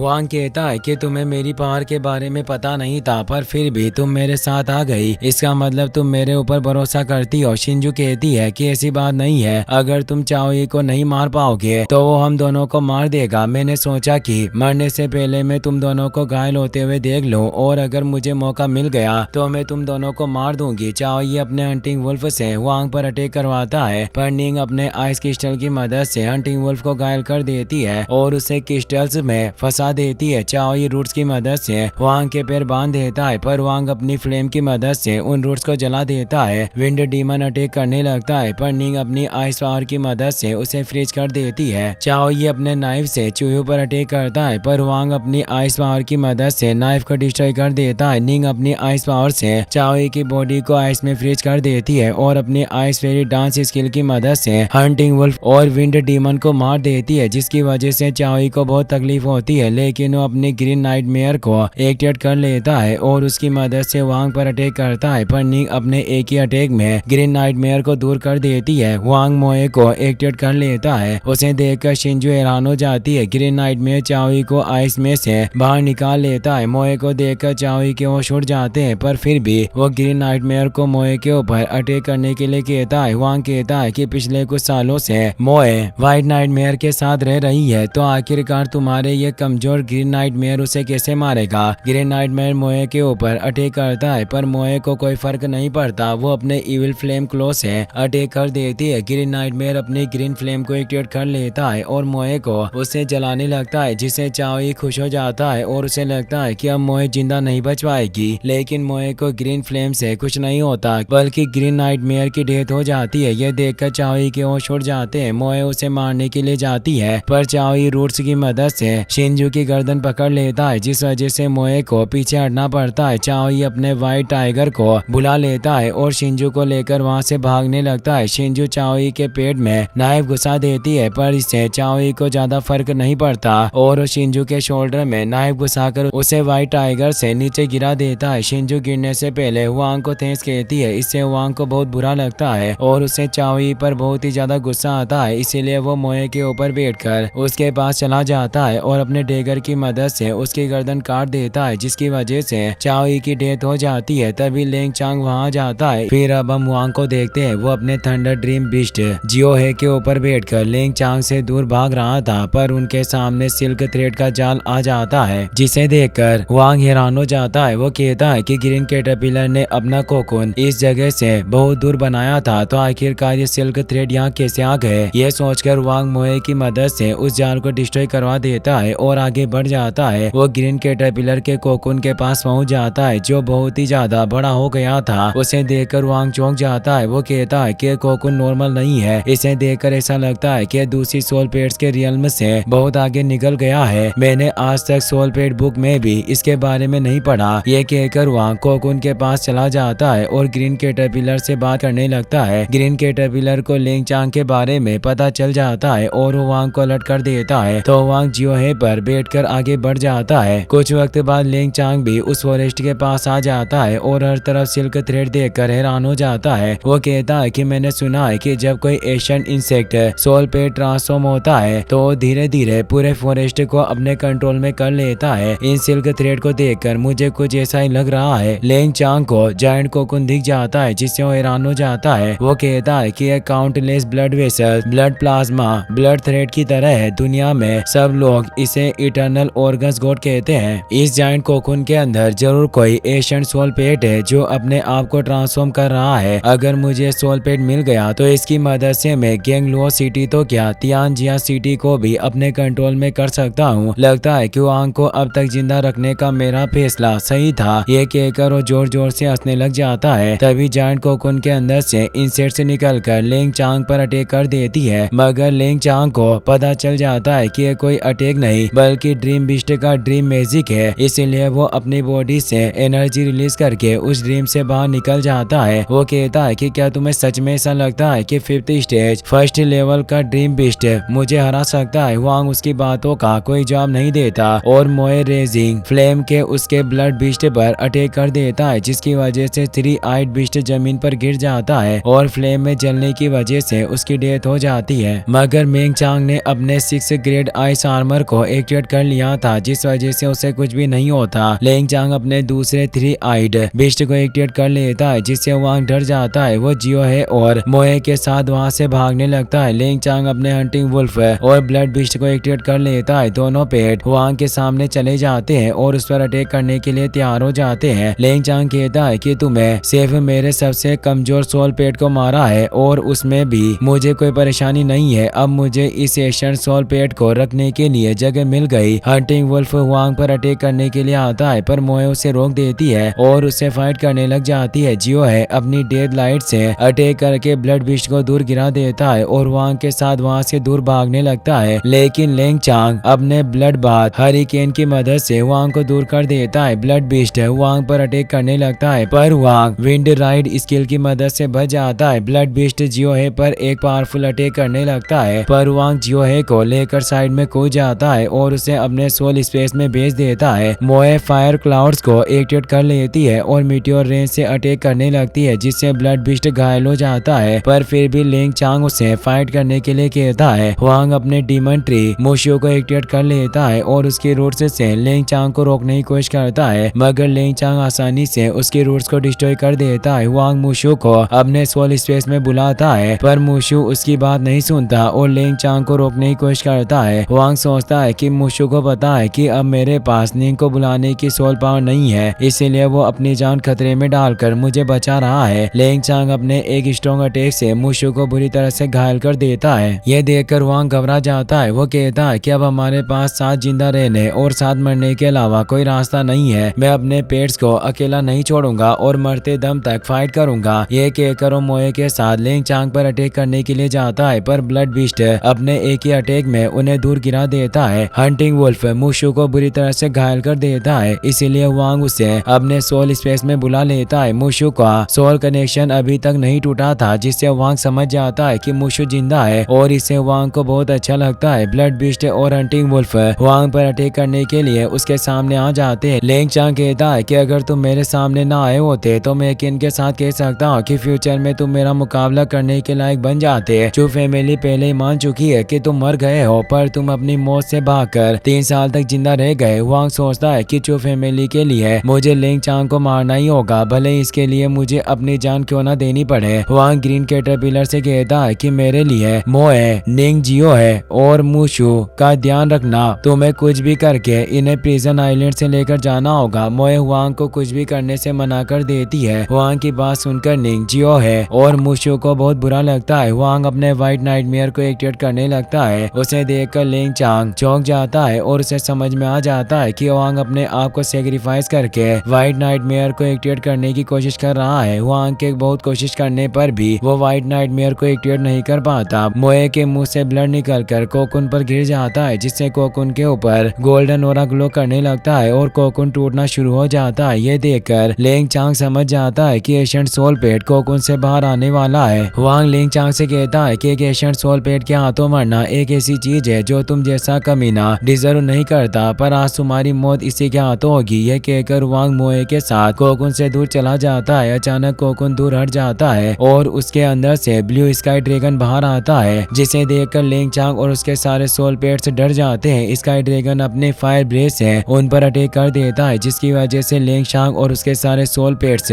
राख बन जाते हैं। सिर्फ लेंग चांग की रिंग, आर्मर और स्क्रॉल बच जाता है। वांग स्काई ड्रैगन को देखकर बहुत खुश होता है। मोए भी स्काई ड्रैगन के पास जाकर उसे देखने लगती है। तभी आसमान में से वो जायंट बर्ड आ जाती है, जिसे देखकर वांग चौंक जाता है। वो कहता है कि यह वही मिस्टीरियस सोल पेट है जो प्रिजन आइलैंड में आते वक्त मुझे मिला था। जायंट बर्ड को देखकर स्काई ड्रैगन को बहुत गुस्सा आता है और वो जोर जोर से रोर करने लगता है। स्काई ड्रैगन जायंट बर्ड के पास जाकर अपने फायर ब्रेथ से उस पर अटैक करता है और उससे फाइट करने लगता है। उनकी पावर देखकर वांग हैरान हो जाता है। वो मोए से कहता है कि एक दिन आएगा जब हम दोनों भी इतने पावरफुल बन जाएंगे, हमारे सिर्फ एक अटैक से अर्थ एंड हेवन कांपने लगेंगे। ये बात सुनकर मोए भी जोर से रोर करने लगती है। फिर हम सोल अलायंस को देखते हैं। उन्हें ब्लू स्काई ड्रैगन के बारे में पता चल गया था, इसीलिए वो इटर्नल ओशन प्रिजन आइलैंड की तरफ जा रहे थे। एक मेंबर अपने साथियों से कहता है कि आखिरकार 4 साल बाद ब्लू स्काई ड्रैगन सामने आया है, तो कुछ भी हो जाए इस बार हम उसे अपने हाथों से निकलने नहीं देंगे। वो मेंबर अपने बॉस स्वीट एम्परर तियान टिंग से पूछता है कि हर बार ब्लू स्काई ड्रैगन के छिपाए गए पपेट्स अलग हो जाते हैं और एक नया जन्म लेते हैं, क्या ये बात सच है? तियान टिंग कहता है कि स्काई ड्रैगन के बच्चे सबसे कम पावरफुल होते हैं, पर फिर भी उनकी पावर इतनी ज्यादा है कि उनके लिए सब लोग एक दूसरे से फाइट करते हैं। ये बात सुनकर मेंबर घबरा जाता है। वो कहता है कि अगर स्काई ड्रैगन इतना स्ट्रॉन्ग है तो हम उसे कंट्रोल में कैसे करेंगे? तियान टिंग को अलायंस लीडर की बात याद आती है। उन्होंने कहा था कि अगर तुम ब्लू स्काई ड्रैगन को वापस लेकर नहीं आ पाए तो कोई बात नहीं, लेकिन कुछ भी हो जाए तुम्हें स्काई ड्रैगन का एक लेकर आना होगा। ये बात सोचकर तियान टिंग कहता है कि हमें अलायंस लीडर के ऑर्डर को मानना है। हम स्काई ड्रैगन को गुस्सा नहीं दिलाएंगे और सिर्फ एक लेकर आ जाएंगे। इसके अलावा हम नाइटमेयर पैलेस की टेरिटरी में जाने वाले हैं, इसीलिए कुछ भी हो जाए हमें नाइटमेयर पैलेस में एक्सपर्ट से फाइट करने की जरूरत नहीं है। ये बात सुनकर चारों मेंबर्स तेजी से प्रिजन आइलैंड की तरफ बढ़ जाते हैं। फिर हम स्काई ड्रैगन को देखते हैं। वो जायंट बर्ड से फाइट कर रहा था, पर कुछ वक्त बाद जायंट बर्ड हार मान लेती है और वहाँ से चली जाती है। तो स्काई ड्रैगन भी वांग के पास चला जाता है। मोए स्काई ड्रैगन के पास आती है और स्काई ड्रैगन उसके साथ खेलने लगता है। ये देखकर वांग खुश हो जाता है। वो सोचता है कि स्काई ड्रैगन को देखकर ऐसा लगता है कि उसे मोए की बहुत फिक्र है और शायद इसीलिए उसने शुरुआत में मोए को पकड़ने में मेरी मदद की थी। स्काई ड्रैगन अपनी साइज छोटी कर लेता है और इशारे में वांग से कहता है कि कुछ लोग मेरे पीछे आ रहे हैं, इसलिए मुझे यहाँ से जाना होगा। ये समझाकर वो अपने सीक्रेट सोल पेट एक को जमीन पर रख देता है। वांग एक को लेकर देखने लगता है। वो पूछता है कि क्या तुम चाहते हो कि मैं इसके साथ सोल कॉन्ट्रैक्ट करके स्ट्रॉन्ग बन जाऊं ताकि फ्यूचर में ये मुझे और मोए को प्रोटेक्ट कर सके? स्काई ड्रैगन हमें जवाब देता है और वहाँ से चला जाता है। वांग लेंग चांग के ट्रेजर ले लेता है और सारे पीसेस छोड़कर मैप बना लेता है। उस मैप की मदद से वांग एक केव में चला जाता है और वहाँ उसे यांग फैमिली की अल्टीमेट स्किल विंड ब्लड प्यूपिल मिलती है। उसे देखकर वांग खुश हो जाता है और कहता है कि यांग फैमिली को विंड ब्लड प्यूपिल स्किल का पूरा वर्जन चाहिए था, जिस वजह से उन्होंने लेंग चांग और बाकी लोगों को यहाँ भेजा। पर अफसोस की बात है कि उन्हें ये टेक्निक नहीं मिल पाई। तभी उस केव के ऊपर आइस क्लाउड विंग्ड टाइगर आ जाता है। इसी के साथ ये एपिसोड यहीं पर खत्म हो जाता है।